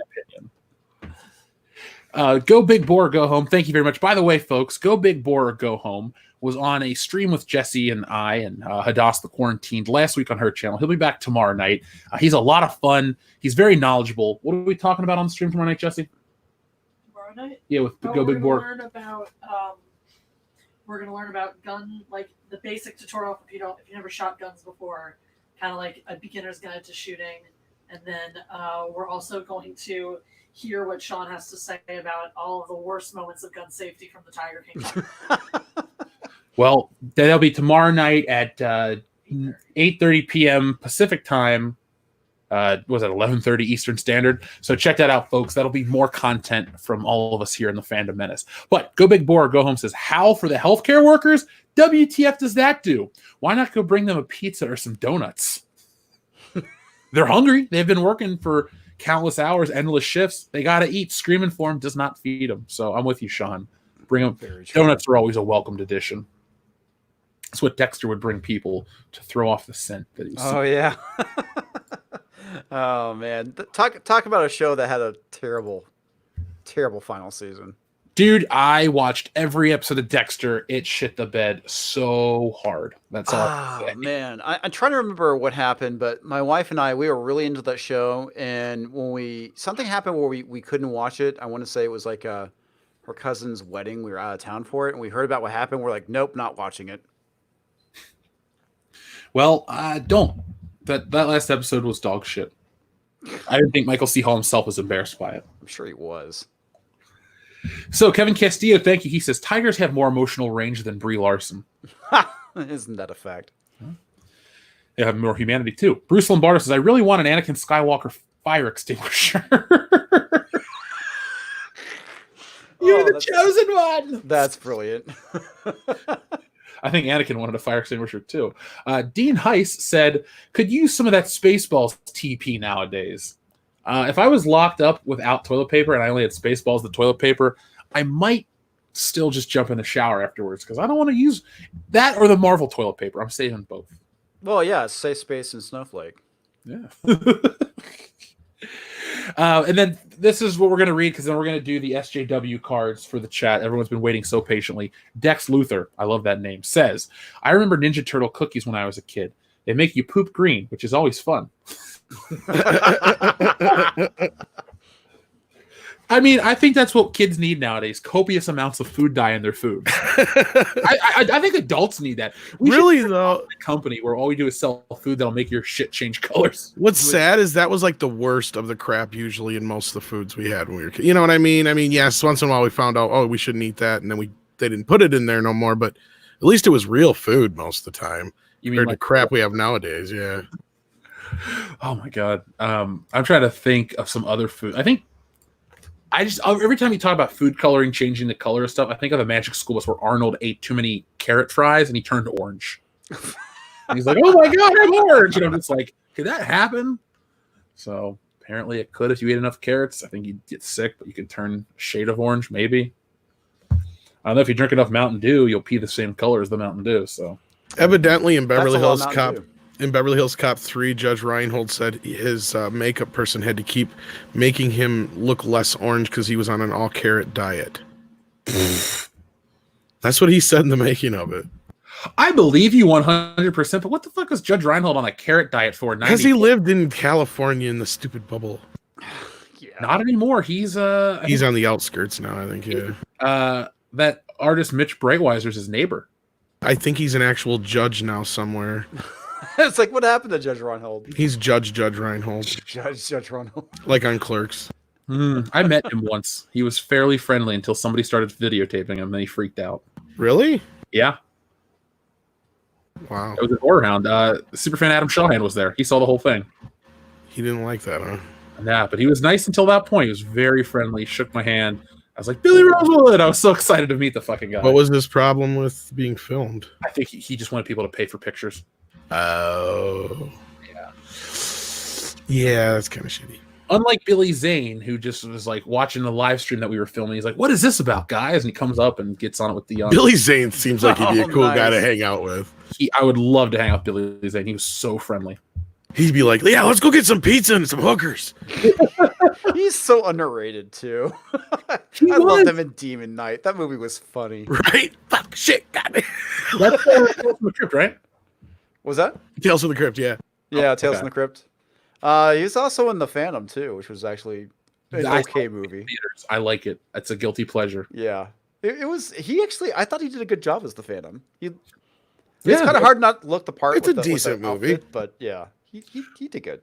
Well, the thing is, he got into actual shape for the role too. It's not like I love Michael Keaton Batman, but he puts on a suit. Yes, he was not a large man whatsoever, but Christian Bale got in shape to play Batman. Tobey Maguire got in shape to be Spider-Man. Billy Zane, though, was doing that shit. He wasn't just wearing, rubber suits. He got fit. I think Val Kilmer even got in shape for the role of Batman. No, I think you're right. I think that's 100% Billy under that outfit. Yeah, I think you're right. That's full Billy.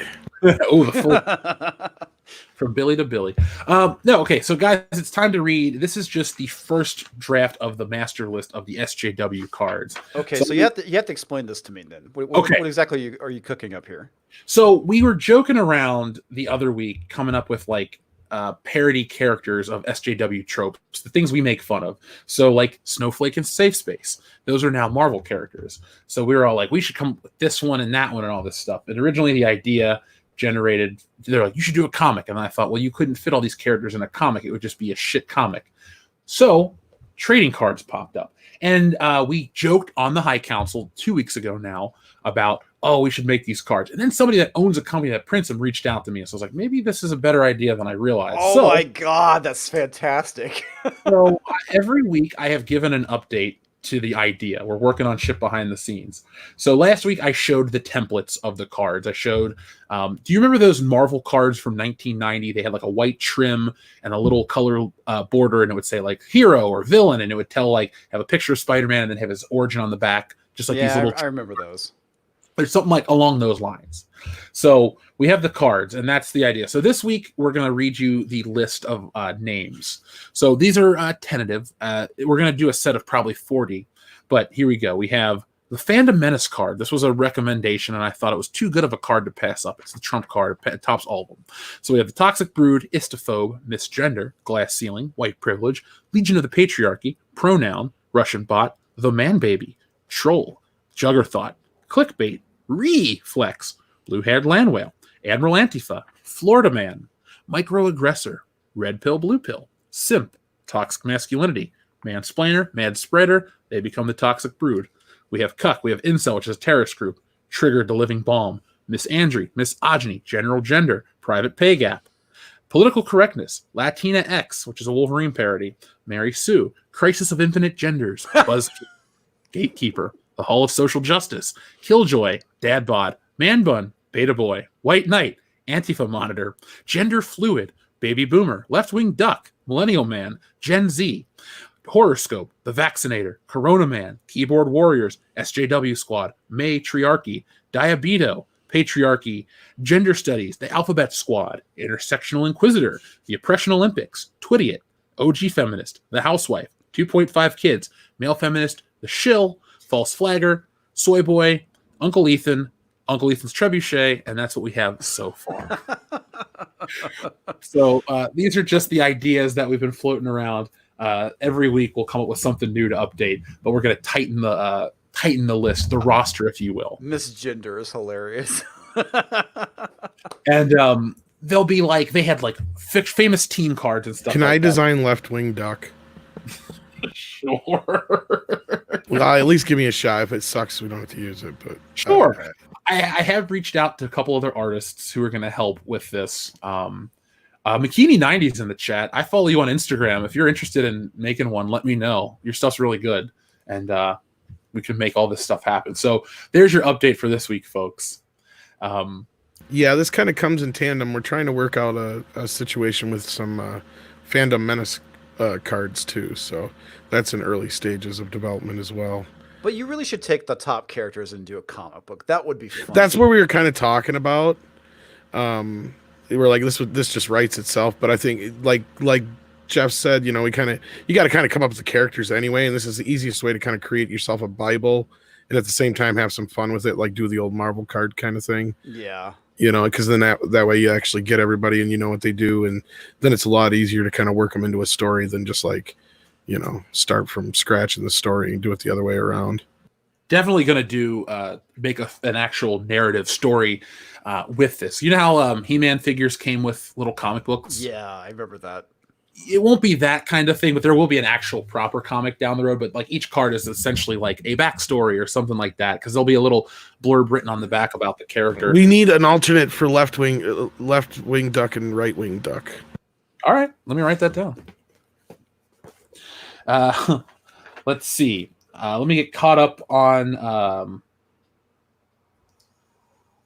Sorry, I just had to remember that. Oh no, you're fine. Believe me, I have this list. It's in a Batman notebook that sits by the couch all the time. So, when you digitize it, send me a copy. I'll type it out and work it out, and then the design part's going to be, depending on who designs it, they can have free reign. But I'm trying to think like if we can do a high enough tier, maybe we can get Ethan. We can commission him to do a card. He can pick his favorite one to do. So. Kaylin Bryson, thank you very much for your super chat. They have a Child's Play cereal called Good Guys. I would eat Child's Play cereal just out of spite because, Chucky's creepy. That's my favorite line of any horror film comes from Child's Play. I thought we were friends till the end. This is the end, friend. It's just, or the part where the old lady's like, "Ew, what an ugly doll," and he gives her the finger when she gets off. Fuck you. Fuck you. That's so great. I can't believe they tried remaking that movie. I know. And what's sad is it could have been a decent movie had it not been Child's Play. Yeah. That's the problem with reboots. They should just try and come up with something else.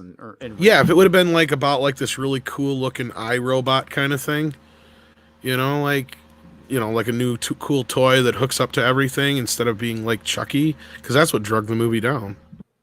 Huh. I still haven't seen it yet. Maybe one day.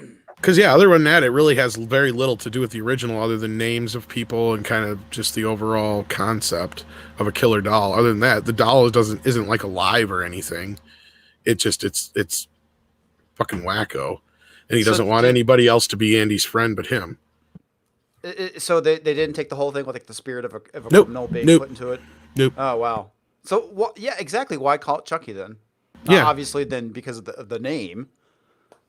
I think it was a detriment overall, though, to the whole idea, because they could have come up with a really cool new, like, it would have been really cool to have its own little, like, the cool part is when you get to a certain point, there are other designs other than Chucky. Now, if they'd have done something closer to that, maybe, or like I said, just had to be a robot instead of Chucky, it would have been pretty cool.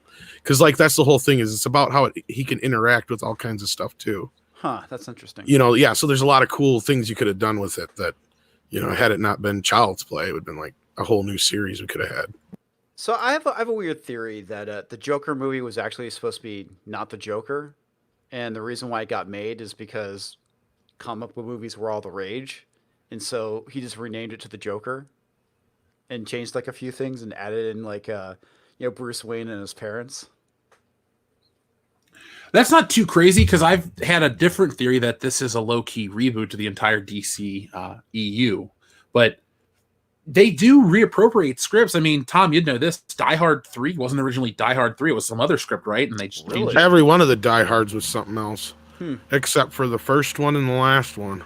That's interesting. Well, I mean, comics division, your theory isn't too crazy because they've done it before. I mean... Sorry, I was eating something there. You're fine.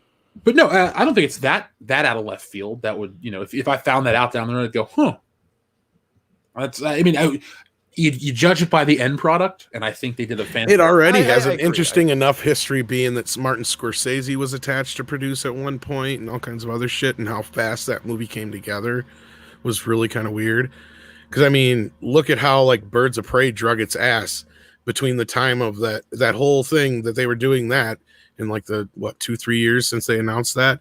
Joker was announced, changed producers, put into production, put out in theaters, did its full run, out on video, all before Birds of Prey even hit the screen. I try to remember because like even like his clown name was something completely different. It was like a Carnival or something like that. I want to say it was like some word with a C, and I swear that was going to be like the original title, and it was a repurposed script. I'm gonna Google it real quick. Joker repurposed script. Because I'm listening to a podcast. Let's see. It was being rewritten. Let's see. I don't know. Let's see. I'll check this out though, because if that's a thing, that'd be fun. Yeah, that was like one of my theories for like the longest time with that movie is that it was actually a repurposed script. You should check out a podcast since you work from home. I don't know how mentally taxing what like you're doing if you have to be like you're writing something, you have to pay attention. But there's this podcast a listener suggested called Movies That Are Never Made, and it's really awesome. It falls into a similar vein to what you're talking about, this Joker script. But some of the shit they were going to make movie wise, you're like, man, why didn't we ever get this? Like what's his name's Superman? Tim Burton's. Tim Burton, thank you. Yeah, that Kevin. Oh yeah, that's probably one of the most famous ones. Yeah, that and the Dune one. Jodorowsky's Dune. Yeah. My friend sent me a bootleg copy of that, and in the middle of the documentary, it goes, "This is a bootleg. You should watch the real film." And it just ends. I'm like, shit. Maybe I should buy the real thing. Fuck it. It was a great documentary. That's funny. You know what would have been better if it all of a sudden just went, "Never gonna give you up." You got Rick rolled right in the middle of that shit. That'd have been amazing. Do you remember, like, with I Am Legend, they were showing a preview of The Dark Knight? Way back in the day. Oh yeah, well, and Yeah. was that the one where the IMAX one where they had the first 5 minutes of the movie or whatever? Yeah, Dude, I went to download a clip. They're like, "Here's the thing, so you don't have to go see it in theaters." Like, I had already paid to see the fucking movie. I was like, "Oh my god, I can download it and show people." And it was a goddamn Rickroll. It was the most elaborate Rickroll ever. So they got me, but I wasn't mad. I actually liked that song. Rick rolling is almost as old as YouTube, I think. It is almost, I'd say, yeah, as old. I'm trying to think of the first time I got Rick rolled. It was so long ago. God, that was like a big thing where I used to work at. We used to do that shit all the time. And that and meat spin. Oh god, I remember that. Oh, dude, I got a funny story around that. I was working on a film project with a friend of mine. There was this website called phonetrace.org. Yes. And yeah, it redirected meat spin. And so one of the guys, he's looking at it, and then meat spin comes on, and he's like looking at it. You can see that he's like confused, not sure what's going on. And he's like, "Why does that chick have a penis?" ... Oh, it was really funny, man. The look on Wes's face was priceless. Oh, earlier days of the internet were so fun. Oh man, We used to do that to people in college. This guy would be like, "Hey, let me show you this website. It can track your phone." And this is like 2007, where oh my god, smartphones were just barely a thing. Yeah, the iPhone had just come out a few months earlier. Like, I didn't know anyone that had an iPhone. And so we're all either with flip phones or crappy little razors and stuff like that when I was flip phone. And like, we could trace your phone. And then it starts playing the song. You're like, damn it. And you would then pass it on and ruin people's lives. God, back in the day, Tub Girl, Lemon Party. Oh, there's so much foulness. Blue Waffles. Yeah. Nowadays, people would be so triggered and offended. It's like, yeah, it's a gross picture, but you laugh and you move on. Okay, so I used to work for a hosting company. And that was like the big thing with data center operations, is that they would always send stuff back and forth, be it computers or components or whatnot. And they would send some of the raunchiest shit. One time where I worked at, we received a love you. It was pretty funny. An inflatable love you. What year was this? Oh, that was probably 2007. Okay. Yeah. I guess we had reached max weirdness on the internet in 2007. Yeah, we really did. I feel like in many ways, things have mellowed out. Like, certain things are more acceptable, so people aren't as shocked anymore. They're like, "Oh my god, this video!" It's like, it's on the internet. I've seen it, and you just move on. Desensitizing. Yeah, that's what kids need. The Fixer says, I'm still waiting on Darth Fatass versus Barry the Fat Jedi. So am I, the Fixer. Darth Fatass is here all the time. I haven't heard from Barry the Fat Jedi in a while. I hope he's all right. I hope this, quarantine, he hasn't sat at home and ate and stopped practicing in his ways of the Force. Mateus Hernandino, says, "Hail the Fandom Menace, hail Comicsgate." Thank you, Matthias. I appreciate that. Super chat. Yes, hail the Fandom Menace, hail Comicsgate. Ethan's kicking ass right now with his Wrecked Planet book, so good for Ethan. Now, this is a guy, Raiders of the Lost Flicks. By the way, folks, on Friday night, Raiders of the Lost Flicks is calling in his Patreon card. He said, Jeff, I want you to appear on my channel for a live stream of Samurai Cop. And I said, sure. So, folks, this Friday night, 8 p.m. Eastern Standard Time, I will be over on Raiders of the Lost Flicks, and we'll be watching Samurai Cop, and we're having a fantastic time. It's one of my favorite bad movies. It's up there with The Room, so if you want to hear us talk about it, do it, and do yourselves a favor. Listen to the theme song. It's like if a Sega Genesis sneezed on itself. That's what it's But Raiders of the Lost Flicks says, Rian ruined one of the last unsinkable franchises. Toys R Us closed, AM theaters might close, but I actually lost friends over my opinion of this movie. Thanks, Ryan. Raiders of the Lost Flicks, that's not as crazy. I saw people responding to your initial message about, well, they weren't really your friends X, Y, and Z, but you'd be surprised how you can lose friends over stuff, especially like a Facebook friend. Oh, you have a differing opinion? I believe I stopped interacting with somebody because this guy got mad over my criticism of an Angry Video Game Nerd video. And I said, well, when he wasn't focused on making movies, his nerd videos were better. And I'm like, at the end of the day, it's like he went back to making nerd videos, so whatever. It was a moot point to even have that argument. But it's not crazy to lose friends over that shit. People can't handle differing opinions in this day and age. They freak out over people saying, oh, I disagree with you. And what? You can't disagree. It's Star Wars. You got to love it all. You don't. I mean, Comics Division, I'm sure you've interacted with people that have lost friends over dumb crap. I have. I actually lost a friend over some dumb crap. It was a girl I knew from high school. I was talking shit about vegetarians because of this one thing, and she got kind of pissed off about it and confronted me.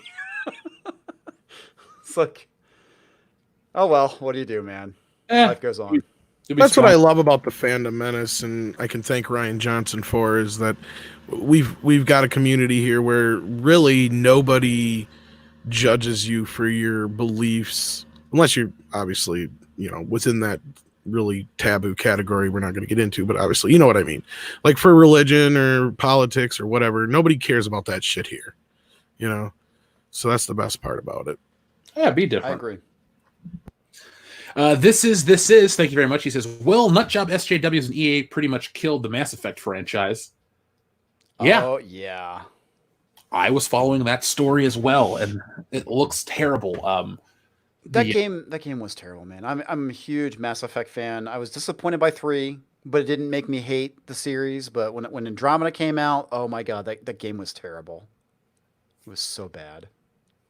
See, I never make content for games, but when there's big gaming controversy, I do always follow the news. That's when I go into like consumer mode on YouTube. I'm like, oh, what are they saying about this? Like, it stems back from the Gamergate stuff. When that was new, I listened to every fucking thing I could find. I just was like, I don't care. That's how I found Mundane Matt and all these other people. I'm like, I have to listen to Gamergate news. It's so enthralling. I've never heard this before. And when we have gaming controversy and the ultimate fall of these people's hubris, or because of their hubris, again, I'm just watching from the sidelines. I don't have much to add. I just love a good dumpster fire. And I think my favorite one, game-wise, because it hits close to home, was Star Wars Battlefront 2 with the online gambling accusations and how the government was going after EA and Disney, or EA about this shit, and Disney was thinking about pulling the license and all this. I was like, oh my god, please do it. Well, EA is the worst too. They are. And they used to not be. I know. It's like and that's the thing that sucks, man. BioWare was like the company. They produced, Baldur's Gate. What else did they do? Neverwinter Nights. Oh, okay. Yeah, and then Mass Effect, and now it's all trash. Gaming. I think that's another thing that we're going to see another collapse soon, is with the gaming industry. Well, if these new consoles, like today, they just released the PlayStation 5's controller. I don't know if you had a chance to see the image. It's very similar to the Xbox One, so it's nothing special. Yeah. Which really bums me out because one of the things I really loved about the PS all these years is that they haven't changed their controller in 20 years. I mean, they added to it, but the style of it hasn't really changed, and they always had the best controller, in my opinion. Agreed. You go from the PS2 to the PS3, it's like all you just cut the wire, essentially. It's almost the controller, and it's fine. You didn't need to change it.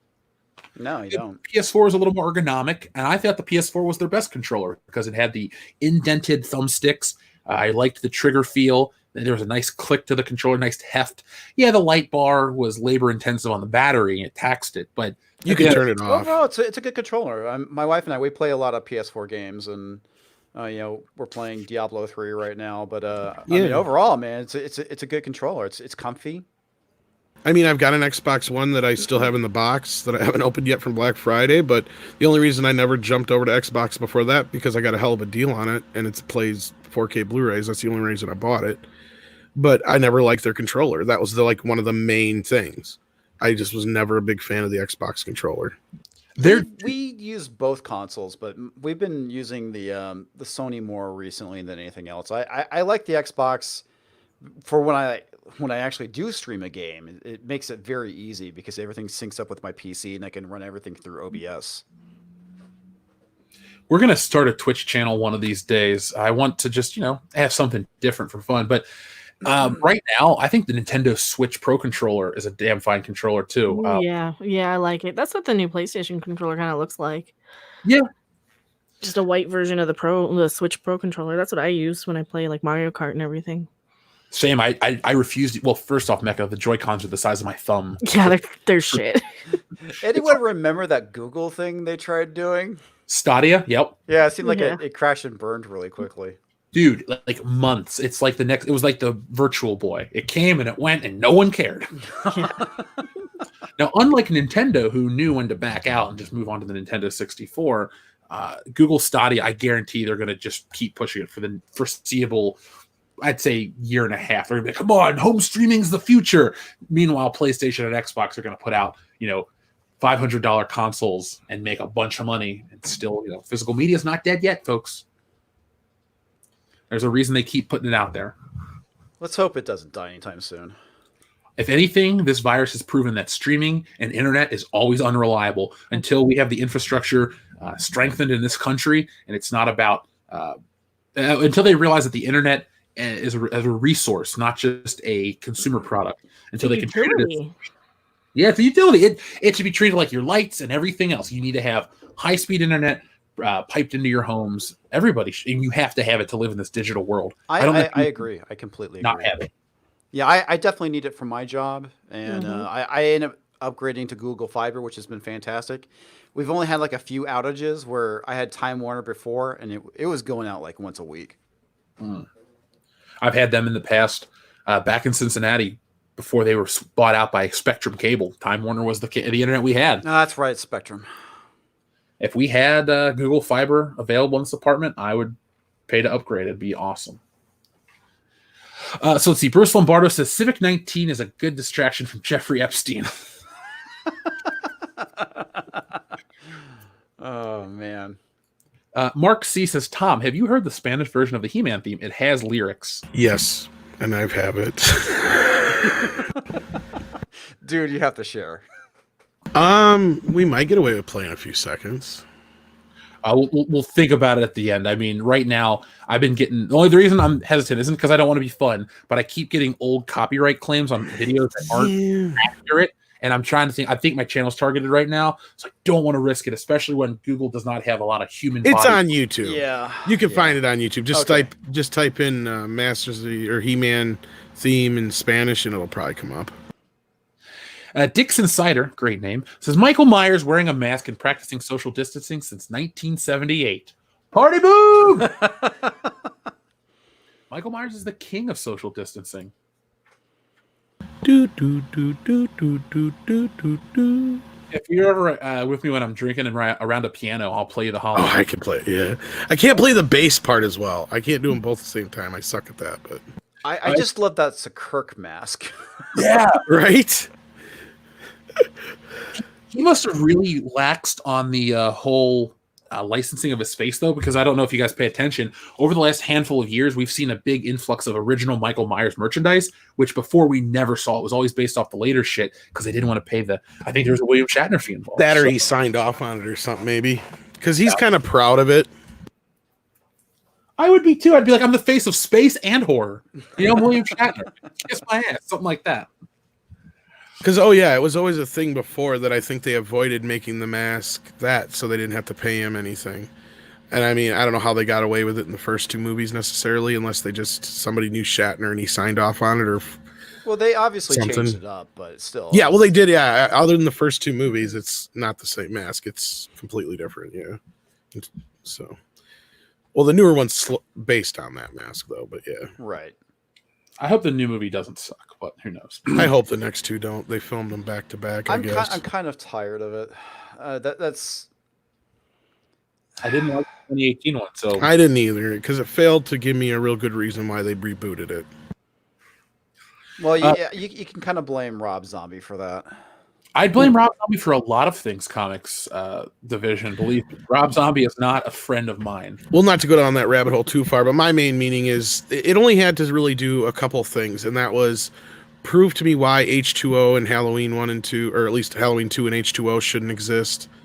And that was pretty much it. And in a nutshell, all they had to do is make Laurie not the sister, which they managed to do, and then just make him all about going after babysitters, and that way you can turn Laurie into the Loomis character, basically, because she realizes she wasted her life worrying about this guy when he don't care about her because she's too old now, but she can use all the skills that she's harnessed over the years. And that stupid doctor bit was the other bit that took me out of the movie.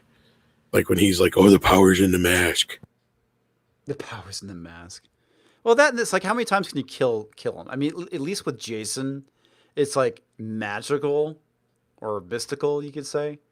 But with Halloween, it's a little bit different because he's supposed to be just a crazy person. Well, that was one of my other complaints was how he did like a lot of Jason killing in that movie. And it's like, okay, the only movie that counts is the first one. And they even say it in the movie. He only killed like 3 or 4 people in the first movie. Right. And it wasn't... Linda and Bob and Lester the dog and Nanny. Yeah, and his sister. So yeah, that was it. So, oh yeah, I was just thinking the 78 night. Yeah, he killed his sister. But yeah, I think they say that number, whatever number it is from that night, because they don't count part 2. Yeah, because he killed countless people. I mean, twice as many people in part 2. Yeah, he got the security guard. He got the old lady and her husband, the younger girl on the phone. Yeah, I don't think he killed the old Elrod people. I think he just took the knife because remember he was bleeding in the. Oh, that's right. You're right. The blood.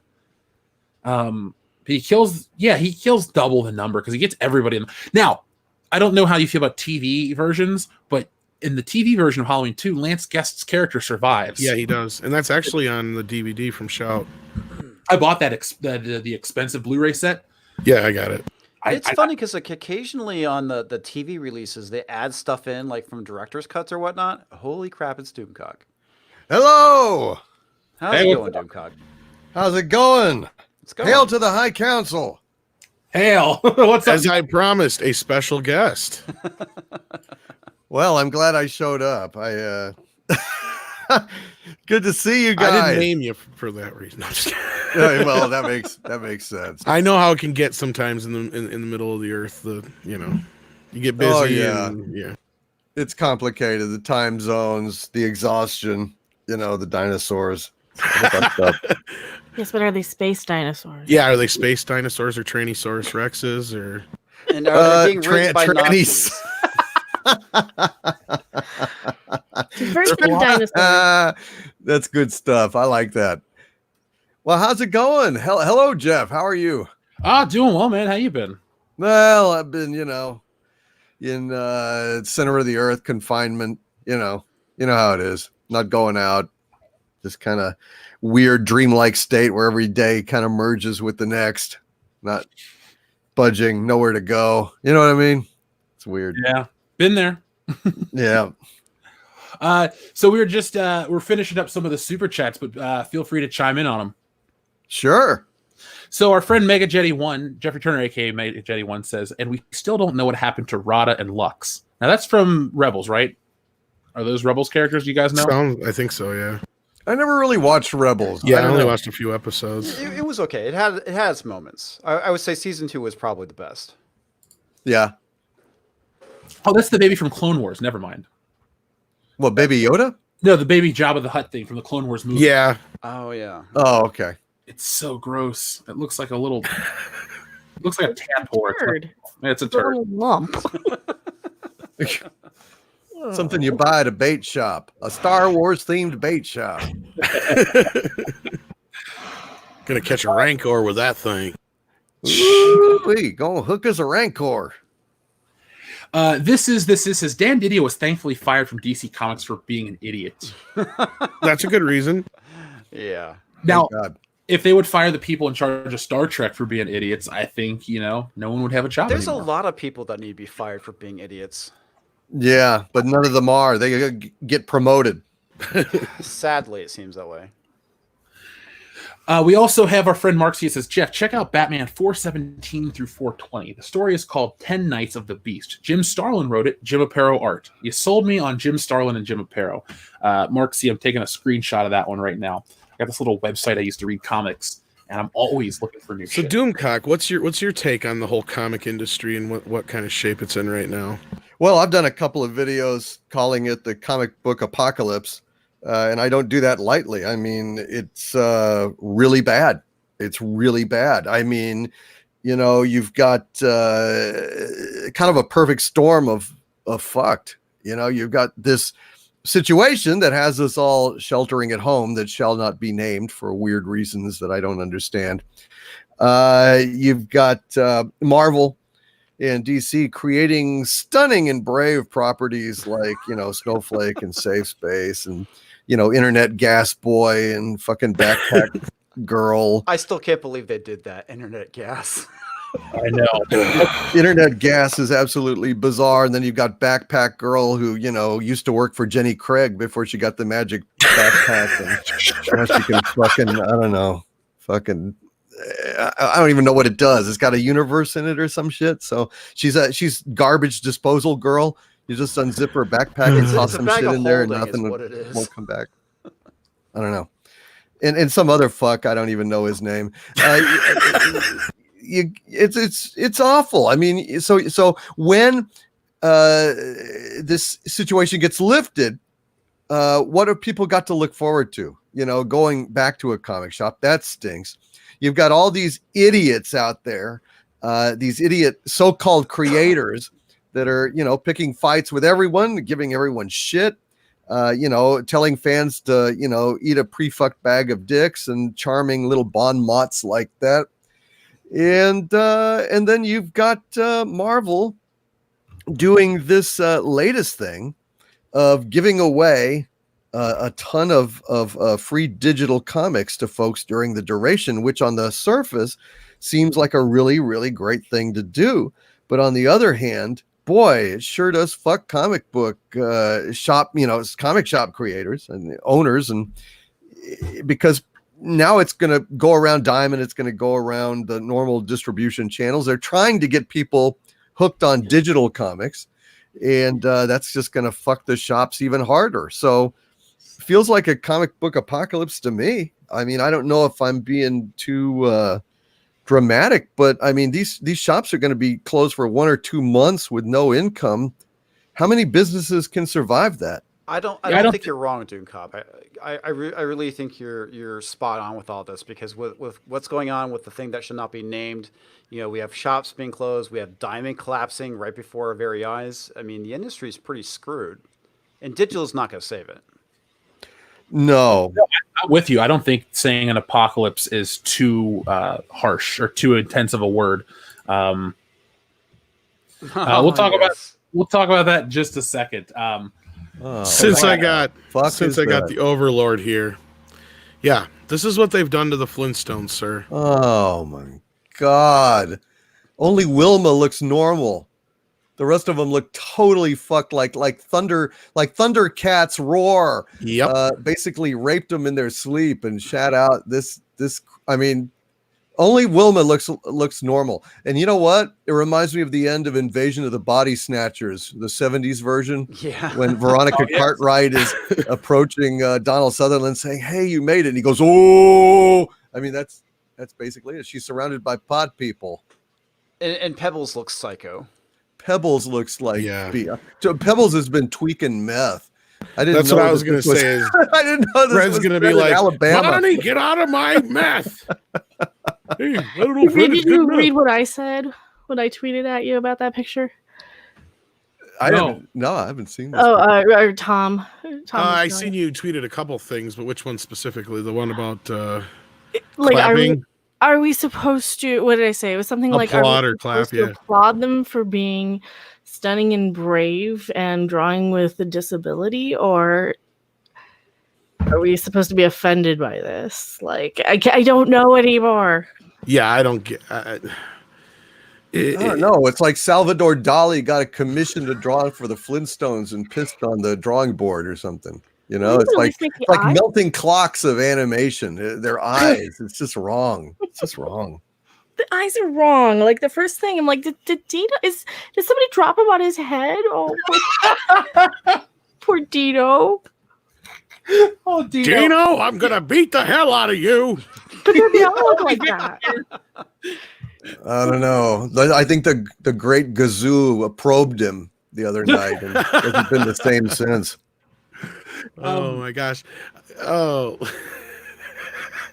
People are blowing up in the chat about this. Well, yeah, this it's- blew up my it's Twitter this terrible, man. afternoon. And here, I think somebody traced over this picture, but they were drunk. Look at it. I don't think drunk is the right word. They were Well, born. okay, they're on crystal fucking. They're meth. high on. Yeah, high on crystal meth. Like one of those drawing exercises where you just don't look at it and you draw it without looking. And this shit's real because I sent Jeff a clip of this shit before the show. We're not going to show it because of the whole thing, but it's fucking unwatchable. Like I told him to plug his ears before he turned it on for a reason, I did. and I'm sure he appreciated that because it's just it is like obnoxiously unwatchable. It is. Maybe I'll talk about a little of this tomorrow on the Fandom Menace Tonight stream. But Yabba dabba dinosaurs. yabba dabba don't. That's all I'm gonna say is don't fucking watch this show. Jeff, you don't boycott shit. Practice common sense and don't watch this, okay? I don't know. I mean, this kind of reminds me of like 70 CIA experiments with LSD, Gone wrong. where like, you know, they'd give the spiders LSD and they'd be like, "Hey man, webs are just a concept," and they'd be just like, "Shit, I don't know, Don't fucked take up." the brown Webster is social LSD. construct. Don't take the brown LSD. The brown LSD is bad. Yeah, either that or Major Ed Dames like was trying to remote view the dark side of the moon and saw a Flintstones episode instead, and this was true. This is like a fucked up fever dream. Yes. Oh, Yeah. it definitely is. So our friend Uncultured Barbarian says, if you're looking for stuff to watch, there's plenty of Charles Bronson films on Prime. I watched Mr. Majesty's last night. I'll give it a shot. I'm always looking for shit to watch. I might watch 2012 tonight because I hate myself. And before I take this down and I take this away, one person I can't remember offhand because there's so many tweets on this because this thing just blew up my Twitter. And they noticed the setup here of the group. They're like, are they trying to tell us that they partnered Fred and Barney and Betty and Wilma instead of the other way around now? Or what's the deal here? I guess that's the case. I don't know, hope not. man. Let's hope not. Yeah, it looks bad. Let's see. Up next, we had our friend Acid Blade 21 who says, Jeff, I recommend you check out the anime Blue Gender. I can do that. Take a screenshot of it. And Michael Chabon writes the Flintstones. Oh my fucking god! Oh, I almost passed out. Holy shit! That's right. I forgot we were talking about him earlier. Hello, little humans. I'm going to tell you about the Flintstones. Oh my god. You gotta send that to Doomcock. I think he'll think it's funny or tragic or something. What? Which one? Oh, have you seen Michael Chabon reading stories? Oh, I love Oh that. so God, bad. no! Greetings, Yeah, I'll link you up to it. humans. Michael Also, Chabon is just the worst, man. He talks like he's a serial killer getting ready to fillet people. He's like Eating he's like the Gary's children. creepy uncle. If Gary had a creepy uncle. So we got Chuck E. Cheese up next. He says, for a superhero, Ezra's choke is pretty fucking weak. I agree, it's weak. The dude is not what I would consider very masculine. No. Swinging Cod says Stargate Universe is one of the biggest missed opportunities when it was canceled due to the production company going down. Well, Swinging Cod, I took note of somebody's message earlier. When I get through Supernatural, maybe Stargate will be a show I check out. I'm always into sci-fi. What was the one you wanted to watch? Babylon 5. Oh, dude, you haven't I seen love Babylon 5? I have not seen Babylon 5. Oh, it's fantastic. It's really good. Up Bonnie, next- I think the cops are at the door. They want the myth, Fred. Matt G, thank you very much for your super chat. I appreciate that very much. Bikini90 says, Tom, what about Little Rascals or Little People with Little People, or The Big Lebowski with Little People, or what about The Tooth Fairy with Little People? How would you shrink The Rock? You got to do it right. We got to cast somebody who'd be just right. But I loved it earlier. So many props out to people in the chat who were just throwing out all kinds of great ideas for my.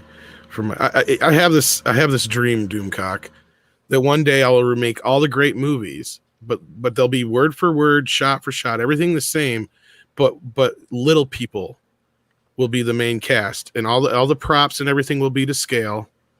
That's my dream. Someday it will happen. If all the joints in other towns in other worlds, she walks into mine. Exactly. You know what I'm talking about. Oh yeah.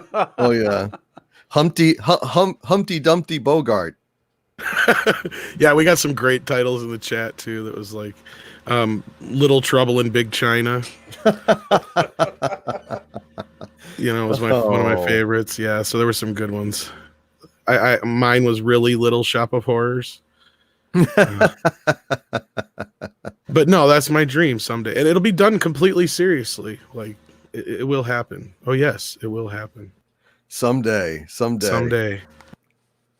I will employ more little people than since the Wizard of Oz happened. Tom, you're doing a good service for society. Aren't I? You're creating jobs. Jobs and entertainment. That's Little good. jobs, but jobs nonetheless. I don't know if they're minimum wage or minimum height jobs, but And we had also it was Honey, I Shrunk the Kids with Little People. Kind of broke my brain because I had to put my head around how I was going to do that. Yeah, there's some people trying to stump me in the chat. So I guess you could remake Giant, but just put it in quotes. Little Giant. James Dean. What was the one for Big? Yeah, it was just Big with Little People. Big with Little It People. sells itself. RoboCop with little. I mean, you can do this. It's just endless. The possibilities are endless. And Yeah. Joey Bryant says, what, no love for Pepe? Well, Joey Bryant, Pepe is owned by somebody else, so... yeah, he can't make it into the, what were we calling him? The Social Justice League or what? Social Justice Warriors, because I talked to my lawyer friend, and he's like, Social Justice League, one-word differences are kind of tight, so... It's so funny. Too bad. Well, we'll see what's up. There might be something else with them. Kevin Castillo says, I'm happy you used Horoscope, and when can I buy? This summer. It's it's going to be an undertaking to get everything worked out logistically, but yeah, you guys will know. We'll keep giving you updates when we get the first official one done. We'll share it. Doomcock, we're doing an SJW deck of trading cards with all these shitty fictionalized heroes. Sounds inspired. I like that. Well, we're doing a Fandom Menace card. If you want to be part of the Fandom Menace card, we'd love to have you. Awesome. That sounds good. Crosstalk finally we're at Crosstalk, who says, it seems like nepotism and failing upward seems to be the status quo for most genre material. Shaban, I'm looking at you as the latest example of genre destroying creativity, bankrupt narcissism. Those are some harsh words. But they're Doomcock, true. Yeah. How do you feel about that? About which, I'm sorry, I didn't hear. Michael Shaban, how he fails upwards, it's nepotism. That fucking guy, I don't even know what to say. He killed Picard. Well, he had help. I mean, Kurtzman. Just because he had You know. Kurtzman, Akiva Goldsman, and Ezra Miller's hands on his throat too. I know. I mean, Chabon is like the lesser of two shits. I mean, it's kind of like it's fucking Tennessee Williams couldn't succeed in that writing room. You know what I mean? With Kurtzman and all those people. Jesus, it's just a I don't know. Les Moonves is an evil genius. Whatever he did contractually to lock CBS into this, it has destroyed CBS, destroyed Star Trek. Evil genius Les Moonves. I have to, as a supervillain, admire his evil genius in causing so much destruction with one contract. Incredible. So, folks, we have reached hour 3. We're at 3 hours, 38 minutes and change. So this has been a hell of a stream. Doomcock, we got to get you on, man, when we can get you at the beginning of the show. It's been too long since we've talked, and I feel bad. You come in, we're towards the end, but... Oh, that's okay, man. I just was really... I wasn't even sure. Yeah, but he's like fireworks, man. He comes in at the end for the grand finale. Tom, that's the perfect way to put it. You worked it out, man. So, folks in the chat, press 1 for Tom. Hail Tom, and make sure you guys are subscribed to Midnight's Edge After Dark, because not only did he bring you Doomcock tonight, he got Comics Division on the show. So, Tom, I want to thank you in front of everybody and tell you that this show is amazing, and it was all because of the contributions you brought to the show. So, folks in the chat, press 1 for Tom. That's like an applause or something. So, hail Tom. Well, thank you. And speaking of which, 48 hours be like 13 hours for your little person. Version. About 13 hours. Yes! And that's definitely one that's going to happen. There's a new sheriff in town. His name's Little Reggie Hammond. Y'all be cool. Maybe 8 hours. 8 hours. For a really short guy. If it's a short film. Really short. 8 hours. I like that. Doomcock. Yes. Where can everyone find you on the internet? I am at Overlord DVD. That's my channel. Dictor, it's youtube.com/Overlord DVD. Also have the Harvey Zone, where I post the live streams after I do them. Have a Patreon, patreon.com/Doomcock, and subscribestar.com/Doomcock as well. And also channel memberships now. I think we all have them, don't we? Yeah, I gotta sign up for mine. How is Subscribestar? They gave me shit trying to sign up. Yeah, I know they do. It's not easy. I don't know, man. I don't know. It's hard to be a super villain and make a living these days, but isn't it? Give it a shot. I don't know. I don't know what's going on. I mean, have y'all had bad hits on views with YouTube lately? Because it's been weird. Yes, man. Dude, reaching 10% of our audience at times. So. I have, but they've actually gone up recently, so that's a plus. Well, shit. I hope it'll get better, because it's just kind of, man. Ever since this shit hit, you'd think that people would be home and watching a lot of stuff, but I don't know if it's just not reaching the audience, or they're there and they want it, but they're not getting it. I don't know. Well, it seems like there's like an issue with live streaming, and it's not showing up in people's. Yeah, definitely, definitely. That's really annoying. But man, it's really great to be back here and talk with you, Jeff. And yeah, we need to chat. Yeah, man. Congratulations on 150K, by the way. Oh, thank you. Appreciate it. It feels good to reach that milestone. So we'll be, I guess, next for both of us will be 200, and then we just keep on moving forward as soon as YouTube stops, slowing us down. So shoot. Well, it ain't gonna be anytime soon. It's like limping around, just limping right now. It's just like, holy shit. The views are down, the subs are, I don't know. Anyway, what the hell? I'm just glad I hit it before the veil dropped, or the boom, or whatever they did, the guillotine. Yeah, they're definitely doing something. I know that they've started demonetizing certain channels, and the purge is beginning, I guess, is the best way of looking at it. Well, that's a damn shame. Subs. Yeah. That's crazy. Mecca, where on the internet can everyone find you? My channel is Mecha Random 42. I complain about things and sometimes do entertaining jiggly live streams. Hopefully I don't. Sometimes I do like the drinky singing streams on weekends. So been doing some of those lately. And here, Midnight's Edge After Dark, creepy little book. Where else? Everywhere. Well, that's I never great. sleep. I never stop. Tom, where can we find you on the internet? Hopefully not on any porn sites. I second that. I second that. Because I don't think anybody wants to see that shit.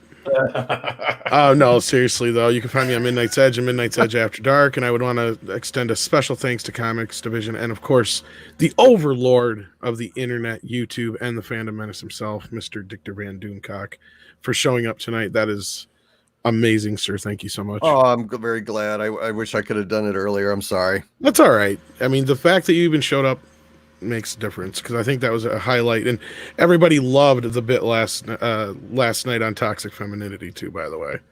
Like, oh, you mean that Columbo showed up and he said hello to the ladies? Yes, he did indeed, and everybody thought he sounded a little like you.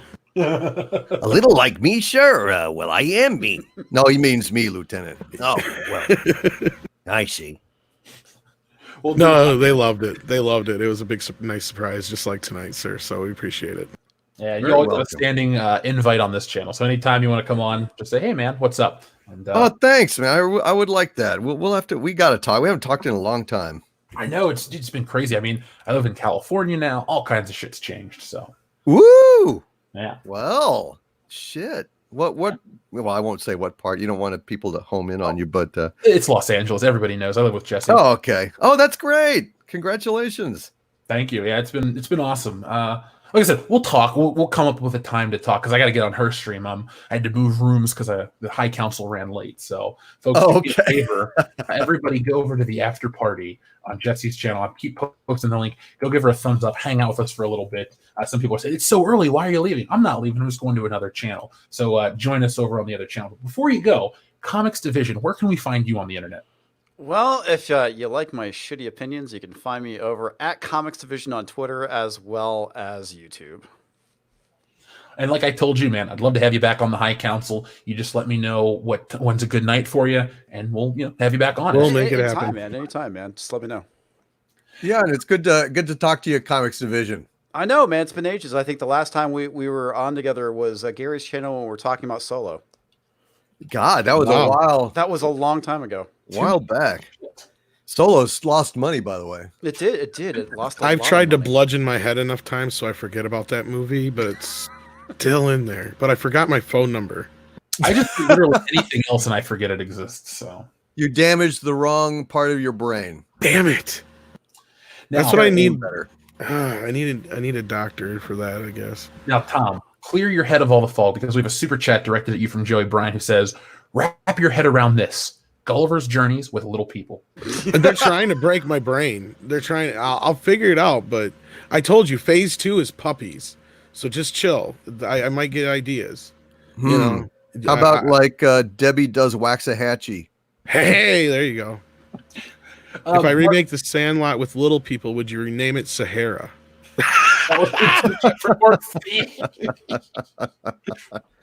Sand gets everywhere. It's coarse. Rhode Island Jones and the Temple of Doom. Actually, Dune. I was gonna say I'd make Dune again, but yeah. There you go. There you go.